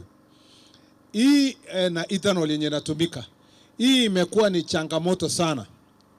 Kuna ACC aliniambia huko, na mmesema pia hapa, ACC aliniambia huko Makueni kwamba alishika mtu kwa bangi, wakashirikiana na polisi wakapeleka kwa kotini. Kotini ikamwambia umekuwa sentence kwa community service, na wakamtuma aende akate nyasi kwa ACC. So wananchi walikuwa wanapita hapo nje wanaona yule jamaa wa bangi ndio ile anafanya kazi kwa ACC. So wakasema kumbe ACC ameenda kupeleka tena ule mtu amekuwa mpishi yake. So wananchi wakaanza kusema ACC ndio anauza bangi. Lakini makosa si ACC, makosa imetokea wapi? Lenient court sentence na community service. We really, I believe that as we discuss these issues under the chairmanship of the Chief Justice on matters of administration of justice, I will take this report to the national level to see how best we can deal with this. Meanwhile, Regional Commissioner, the County Commissioner, let us use also the Court Users Association to raise these issues with the magistrates at the local level, ndio tuelewane. Shida kubwa of course kwa magistrate, anaona mumeshika mtu ya bangi ile msokoto kadogo. Anaona sasa umeshika 100, atafungiwa wapi? You know? That is why our anasema tushike the barons kwanza, because it cuts the supply. Let's deal, thank you County Commission, let's deal with the barons because hiyo itakat supply kwa hii kidogo kidogo. Sasa ukishika mdogo hapa mdogo hapa mdogo hapa, watajaza kotini kwa Kenya mzima. Ni nani huyu anatengeneza hii msokoto na kudistribute kwa watoto wadogo, kwa all these other people in this area? So again, let's go back to our multi-agency approach, deal with this issue at a local level, and so that the remaining big characters who are giving us problems we can be dealt with at a higher stage. Mambo ya pili nimesema hapa ni mambo ya mashamba. Mimi nakubaliana kweli kwamba mashamba ya Mwea kama vile imesemwa hapa na wananchi, na tunajua kwamba mmekuwa na hiyo shida for long na imekuwa ni campaign issue. Lakini kama vile waziri wa mashamba alikuja hapa hivi majuzi, tutashirikiana na wao kusuluhisha hii shida ya Mwea kama vile kotini ilisema we do it out of court. I believe tukisaidiana pamoja na tukae chini na community, it can be sorted once and for all, so that it's not also another campaign agenda in 2027. I believe that if we work together under the direction of the court, we can be able to sort this issue. Inatupatia pressure kwa mambo ya security because security officers continue pacifying the area waiting for a permanent solution. Ya tatu ni swali ya petty offense, not petty offenses per se, lakini various offenses affecting individuals, wizi wa ng'ombe na kuweka brobox na kupeleka kwa soko, hii kuibia mtu kuku yake, mbuzi. OCS kama OCS sasa wewe Karemba ungenyamazia hiyo. Sasa wewe ukisema OCS ameibiwa hata mbuzi, sera yao watasema wacha kila mtu ajitetee. Yeah? Mimi nataka tuseme hapa kwamba we need to up our game, na tumeongea na IG hapo, DIG, we need to ni kama kidogo our security committees are not working. We need to tighten up our operations. Yeah, we need to find ways of ensuring that we are more responsive. And I agree with unajua vile mheshimiwa amesema, kitu yenye nakasirisha wananchi na inawaumiza ni services kidogo yenye wanataka tu kuwa peaceful. Wanataka ukitoka village jioni unaenda kanisa kwa ile village nyingine, unatembelea jirani kwa ile village na kurudi kwako peacefully. Wanataka ukitumia gari kwa barabara hakuna polisi anakusimamisha na kuambia lete shilingi 50. So it is these small issues yenye inakasirisha mwananchi. Alafu mwishowe ajui OCS, ajui county commissioner, ajui county commander, anasema tu hii serikali ya Ruto imemaliza sisi. Na kumbe hata sio, hakuna pahali Ruto alikutana na OCS. OCS tu kumbe hako na njia yake ya mambo yake, anasumbua raia. We need to become effective public servants, working efficiently with integrity and accountability. Corruption ya mambo kidogo kidogo ndio inaendeleza mambo ya pombe. For example, wewe umeshashikwa na bwenyenye hapa mashinani, amekupatia kakitu. Niliambiwa juzi kuna OCS alifika akakaribishwa na mwanabiashara. Siku ya kwanza alifika akamwambia usijali OCS, hii hakuna gari ya OCS hapa, lakini usijali, hii gari yangu, hii probox yangu utakuwa unatumia. OCS akasema Mungu awabariki sana, kuna watu wazuri wanasaidia OCS hapa. Kafanya kazi OCS, akienda operation anatembea nayo. Mwishowe alijuaje? Alikuja kujua huyu jamaa ndiye ile ni mkubwa wa ile mama moja na hii huyo bwana viaje. Kumbe this one. So you OCS also, we are not saying you should not get support of community. You should. But you are also consumers of intelligence information. You need to know the people we can work rightly with and the people we cannot work rightly with. The people who are upright in society. And working with people kwa society hapo, unaweza pewa ofisi hapo na serikali ama upewe na ofisi na jamii, lakini haimaanishi wanakucompromise kwa values yako ya mambo ambayo unataka kusaidia. Because police station is a community, it should be a community facility where the community are very happy. They come, saa zingine hata community wanajitolea wanakuja kuosha police station. Wengine pia wakuja wana donate kwa police station. There should be even a community day where community inatembelea OCS na team wanaleta chakula. Ama namna gani? Ikuwe a community place. Let's make it a more homely area. Lakini sio ati ikikuwa homely unakuwa compromised. Nimesema kwa mfano kuna ule anaitwa nani, Beda, ulisema anaitwa Bedan, sindio? Yeah. Alisema kwa hapa ameenda kwa chief yake huko kwa chief anakalia kiti yenye iko imekaa tu hivi. Na Bedan kwa nyumba yake hako na kiti mzuri. Na yeye ni mwanabiashara. Sasa chief yako anaitwa nani? Wapi hiyo chief yako? Wapi chief? Madam Chief. So kesho huyu Bedan nakuletea kiti mzuri. Yeah. Kwa sababu tumesema this is a community area, akishinda kununua anitafute ndio ni msupport. Ama namna gani? Kuna mambo kidogo tunaweza maliza as a community. Ya kuhakikisha kwamba the working relationship between the chief and the community is working together. Ile inaweza kupeleka mambo isonge mbele. Shida ya tatu, nimesema mambo ya madawa, nimesema mambo ya mashamba, nimesema pia hii mambo ya petty offenses and crimes yenye iko kwa upper society. Tunajua kwamba kuna watu wanapanda bangi kwa hii mlima Kenya. Wanapanda huko, si ndio? They are growing cannabis sativa. Na tumesema kwamba County Commissioner also you working with the County Security Committee together with KFS officials. KFS wako hapa? KFS have always been there. KFS, madam. Yeah, let's work together to get rid of what to kupanda bangi. And that is where the barons wako. Thank you very much. They hire some people waende wapande bangi huko ndio isumbue wananchi kwa dunia hii. Kuna mambo imesemwa hapa ya facilitation ya ofisi zenu. Mambo ya offices ya police stations, office ya chief, office ya SEC, county commissioner's office. Hiyo mambo yote tumekubaliana kwamba because of, this is a national issue, we want to go and sit down and do an assessment. Ni ngapi aina na budget itatoka wapi?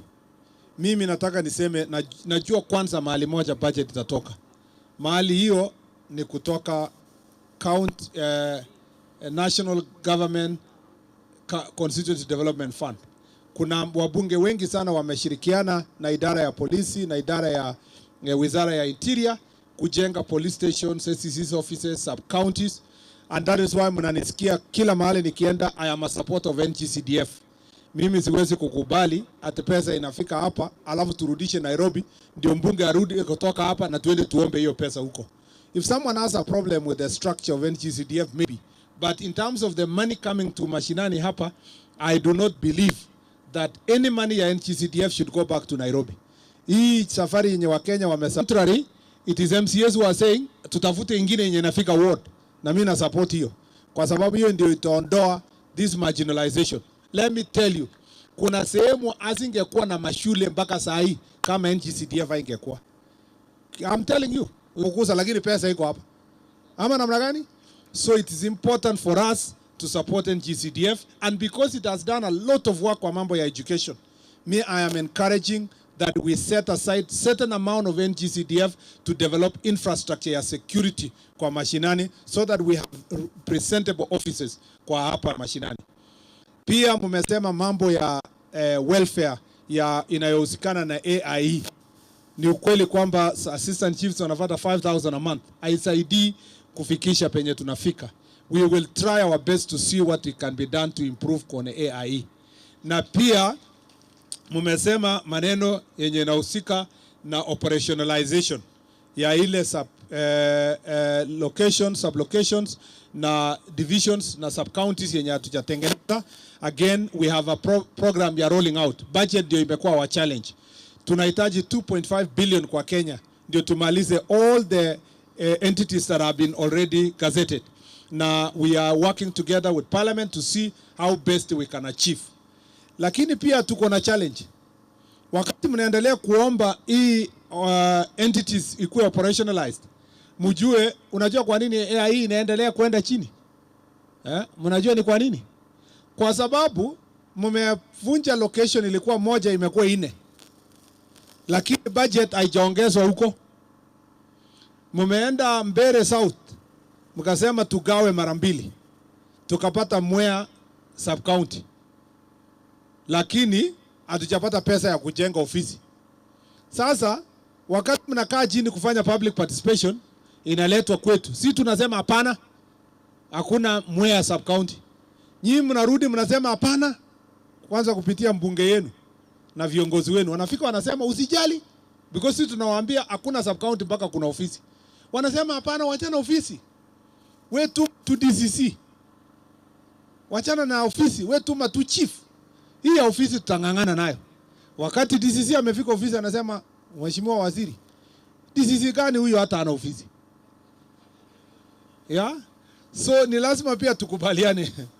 Nataka chief ama ofisi kwanza. Yeah? So hata nikiuliza saa hizi mnataka hii ma assistant chief na chiefs wenye wamebaki, niende nitume chief kwanza ama tujenge ofisi kwanza? Yeah? Chief kwanza. So unaona? So Mungu atasema tu. So hiyo ndio challenge. Resources haijakuwa iki increase, lakini administrative units ime increase mara 2 mara 3. That is how we are unable to keep with the pace ya AIE, ya offices, ya facilitation, ya magari, ya motorbike. Now we are trying to see how we can catch up with those resources. Pia mumesema security ya chiefs na ACCs na assistant chiefs. Ni ukweli kwamba many of our chiefs na assistant chiefs wamekuwa na shida, some abducted, some nyumba zao kuchomwa, some kwa bandit area. Tumepoteza karibu 4 chiefs in the last few months. Na mimi nakubaliana na wale wanasema chiefs security is extremely important. Na nimesema nyinyi hamna shida hapa ya kufika wenye wako kwa banditry areas. Tumesema chiefs wenye wanajisikia kwamba wanataka kujihami, tutawasaidia kuhami hawa, kuwapatia bunduki, we train them and we give them arms to protect themselves.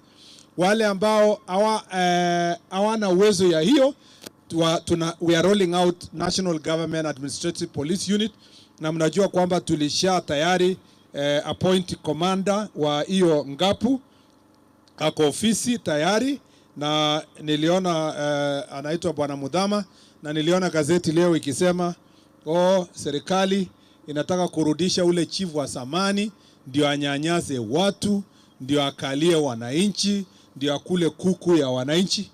I think that is absolutely misguided. National Government Administrative Police Unit is to facilitate enforcement by the national government administrators, ili kuwezesha hawa kufanya ile kazi yao. Tukiambia wapambane na pombe, wanaweza kupambana nayo. Ili tuambie kwamba washike wale watu wa madawa ya kulevya, wanaweza kufanya hivyo. Tukiwaambia watuletee wakora ambao wanaangaisha wananchi kwa mambo ya wizi ya ng'ombe na mifuko, wako na uwezo ya kufanya hivyo. We are facilitating. The question of accountability of government officials has been settled. It is not in debate. The Constitution of Kenya 2010 settled abuse of power. It settled the question of excessive power. It settled the question of accountability. It was not the chief who was powerful those days. The president was also powerful. The minister used to be powerful. Member of parliament used to be powerful. So all that was sorted. That is why we have a more accountable executive, a more accountable judiciary, more accountable legislature, because the constitution has settled questions of power. This is about service delivery. And that's why Ngapu sio ya ati kunyanyaza watu, ni kusaidia wananchi. Na sio sisi ndio tulisema tunataka Ngapu. Ni wananchi kutoka mashinani walisema, sasa huyu chief hapa hakuna kitu anafanya. Anaonekana tu hapa hakuna enforcement anaweza fanya. Wakasema simpatie huyu chief hata askari mwenye atamsaidia. That is not us. It was the people through public participation. And so what we are implementing is to help roll out. And we started Jafanya hiring for the last 3 years. In the next few weeks, mtasikia tukitangaza, we want to hire another 10,000 police officers across the country, ndio wasaidie kuleta new strength na younger people who can do even more work to assist strengthen our police officers and to ensure that the police wananchi ratio is meeting the UN standards. Mmesema personal welfare, career progression. We are going to work on that training. Kuna mtu ameshikilia vizuri kusema mtu ana employee leo mpaka retire hajawahi kwenda training kwingine. We are going to sort out those issues. Nasikia mlikuwa promoted 2021 without training. Hiyo hatuwezi rudia. Tunataka tuhakikishe mmeenda training hivi karibuni. Tunamalizana na ACCs 300 wenye wamebaki, then we will embark on the chiefs and the assistant chiefs to make sure we train and improve their career progression including promotion. Na mlisikia nimesema chief mwenye ako na academic qualification yenye inatosha kuwa ACC, tukitangaza nafasi za ACCs tuna preserve ile ya machiefs ya kugraduate kuwa ACCs. Ndio sasa hapa nyumbani mnaandika tena chief mwingine, ule mwingine aende huko Turkana, aende akuwe ACC huko Kibish. Sini namna hiyo? Tukiwa wa Kenya kwa sehemu zingine ya Kenya, aende huko Northeastern, aende wapi, aende aongoze nchi. Nimeona wengine wamesema ati kama ni kwenda Mandera waje tu nibaki chief. Lazima uende utumikie nchi yako kwa sehemu zingine za Kenya. Mmesema mambo ya welfare zingine, and I agree with the police officers on most of those welfare issues ya kusaidia operations na equipment. Nimesema mambo ya magari, we are also in procurement stage with the Ministry ya Treasury. Wametu promise kwamba by August tutapata another 5,000 vehicles yenye tuna lease. We are pushing for that program. Some of them will be itakuwa electric na itakuwa rahisi, hatutakuwa na hii shida ya mafuta una charge tu kwa nyumba yako, ukilala ukiamka asubuhi unaingia ukiama. Hiyo itakuwa, na mliona this week mimi niko na electric vehicle yenye inachukua 300 kilometers kabla haija charge tena. So I am not we are not selling it to people at the stores. Mimi niko na yangu yenye natumia ya electric, inanipeleka 330 kilometers kabla sijaenda kuweka charge. So nikitoka Nairobi nakuja hapa Embu na kurudi Nairobi kabla sija charge. Na nikikuja hapa nikifanya shughuli naambia mtu ingiza hapo kwa charger, alafu tukimaliza tunaendelea, una charge tu kama simu. Mnafikiria ni jokes? It's a serious issue. Na hii ita sort most of the problems yenye tuko nayo, especially in areas. Muliona Kenya Power juzi imetangaza rolling out charging stations across the country so that we can embrace these electric vehicles. Mnajua kwamba electric motorbikes iko tayari. Badala ya kuconsume ina reduce cost of consumption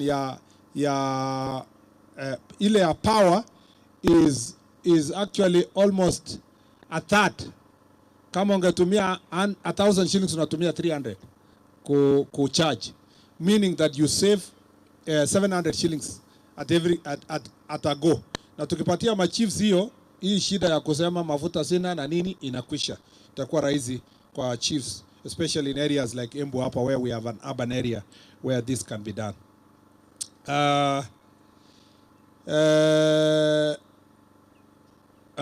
Tumekubaliana mambo mengine, promotion of chiefs, I agree. Mambo ya land control, mambo ya police officers, housing. Pia housing is a challenge, but we are working with the Minister of Housing to identify the areas where we will build the houses for the police officers, so that then we can have proper housing for the police officers in this and together with the police stations. Mambo ya technology, mambo ya equipping officers, mambo ya kutafutia administrative assistant to chiefs. I have noted that, and subject to budget we must also look at those issues. Nimesikia mambo ya Public Order Act, as restriction and protection of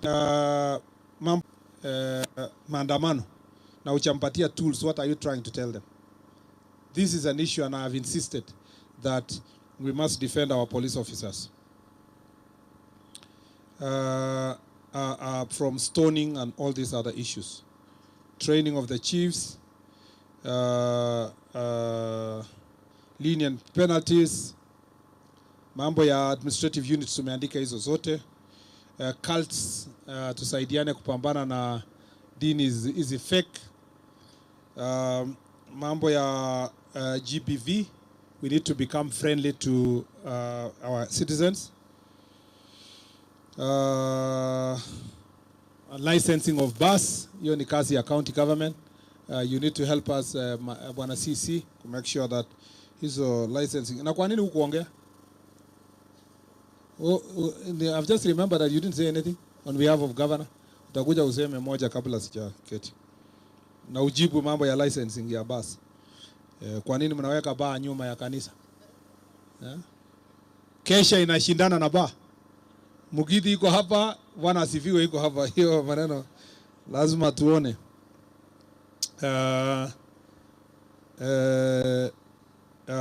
Internships na imesemwa na hao vijana of farm produce yote, and we want to make sure that we need, and I support the strengthening of women administrators.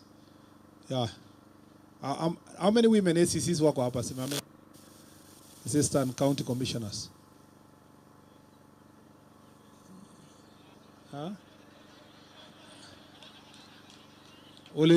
Nilikuwa na shangaa huyu ndugu, they wako ngapi? 1, 2, 3, 4, 5, si ndio? 5 of them. Pigia hao makofi. 6 Havana, kumbe ni wengi, lazima tupeleke wengine huko Elgeyo Marakwet. Haya ketini. Alafu, how many men SCCs wako hapa? So in almost 50-50. How many chiefs? Ni ladies. Ketini, please. Chiefs, ladies. Simbaya. This is good. Maybe the advantage of having a female governor in as idea. In a way, in a letter inspiration. Thank you very much. Assistant chiefs. Embu iko number 1. Pigia hawa makofi. Hii ndio mtindo sasa tunataka kuona iendelee namna hiyo. Na DCCs? Kwa ngapi? Embu out of 6, 2 of them.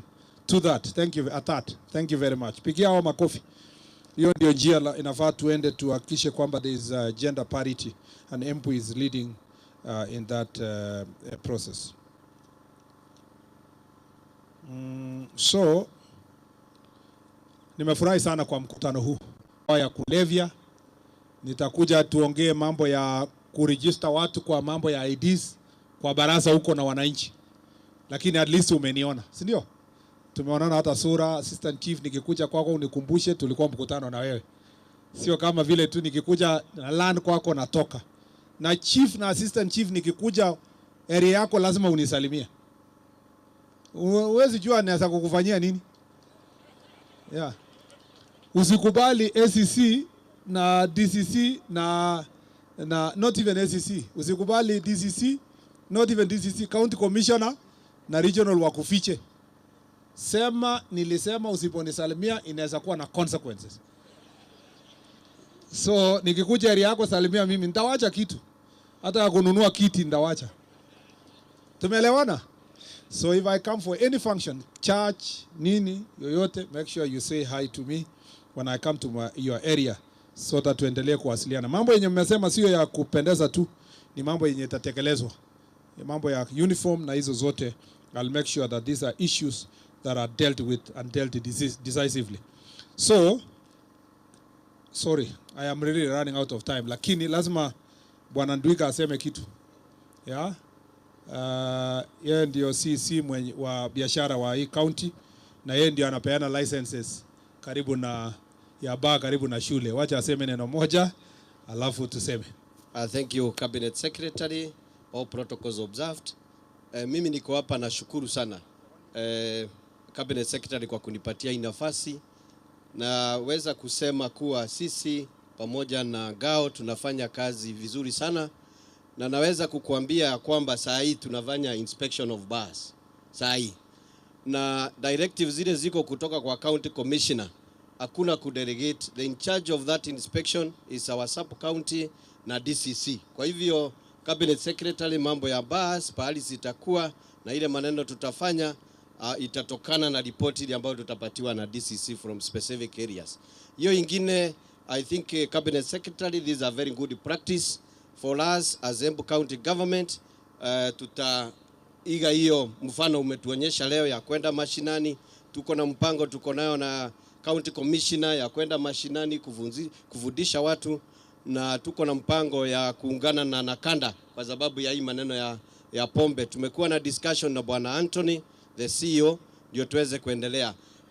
County Assembly yetu imereview our act, so we are safe in terms of legal provisions, so that our frameworks are in line with whatever you have taught us. On behalf of Our Excellency, mimi nataka kukuambia asante sana kwa kufika Embu, na sisi tuko tayari kufanya kazi na ofisi yako, na also commitment zetu kwa yale umesema leo sisi tutatimiza na tutaendelea kufanya kazi. Asante sana kwa kutembea Embu, na karibu Embu tena hapa wakati mwingine. Thank you very much Cabinet. Pigieni makofi mheshimiwa. Mnajua kwamba governor ya hapa ni chairman ya chama yetu, na so amenipigia akasema ameenda safari huko Ulaya na ametuma sisi kuwa na sisi, na tunashukuru. Tuko pia na DIG. Kuja usalimia watu yako. 1 minute. DIG Lagat wa polisi wote wenye wako hapa. Thank you sir. Thank you sir.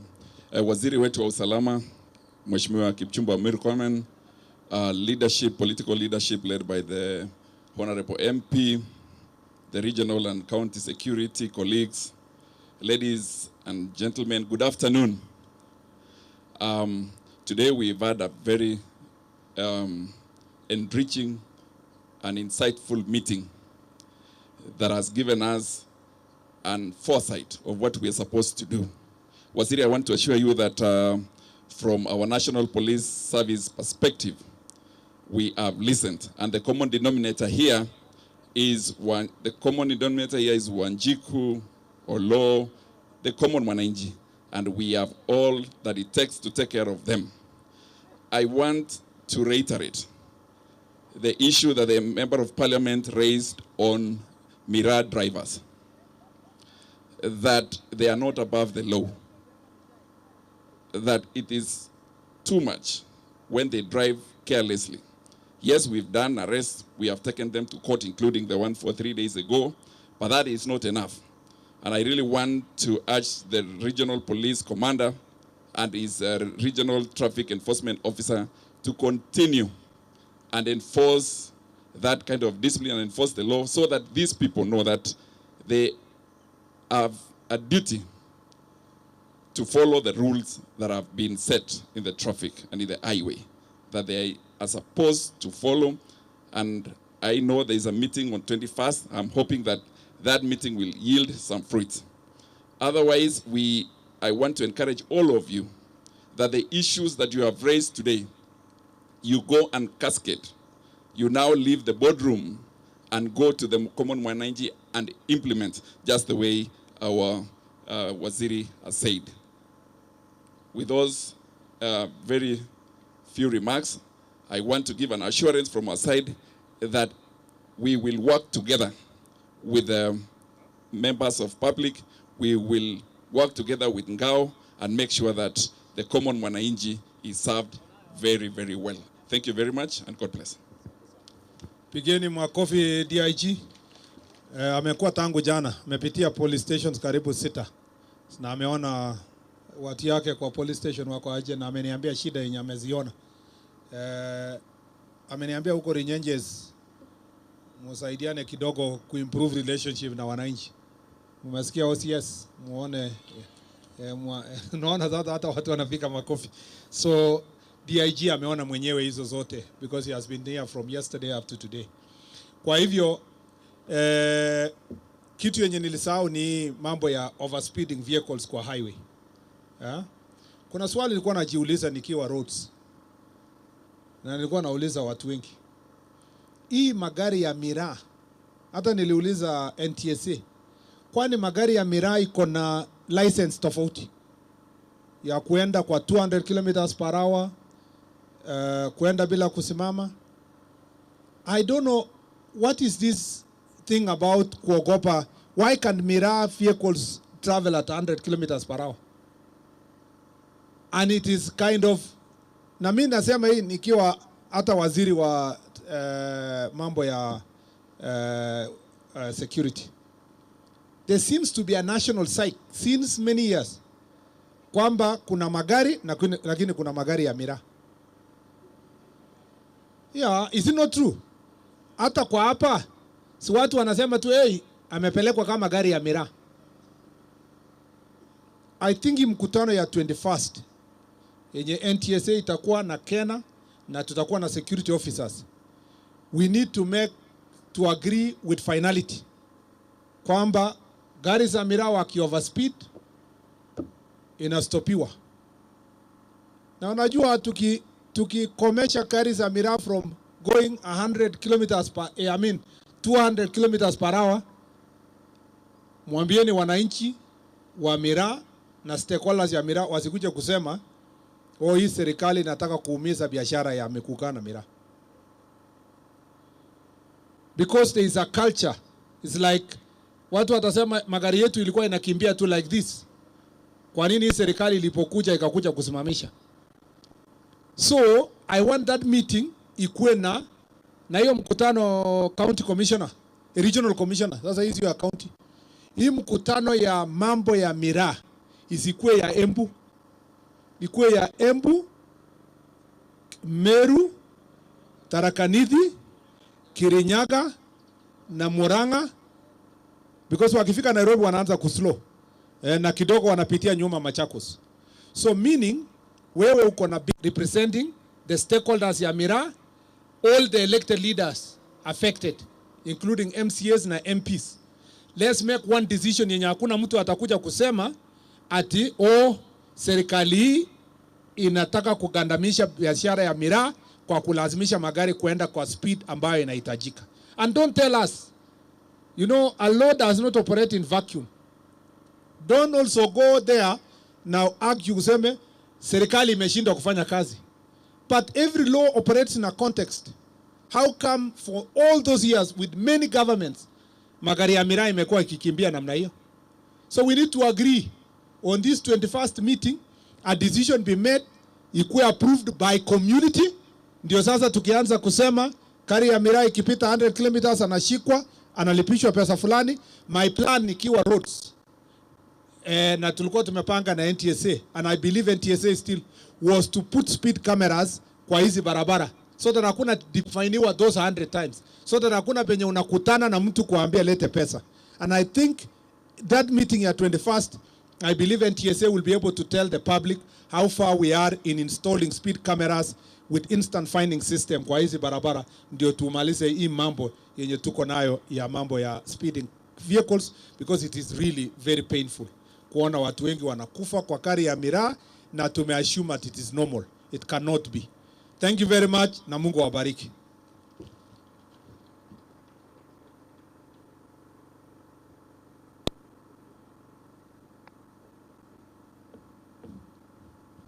Thank you Waziri. So ninaomba Chief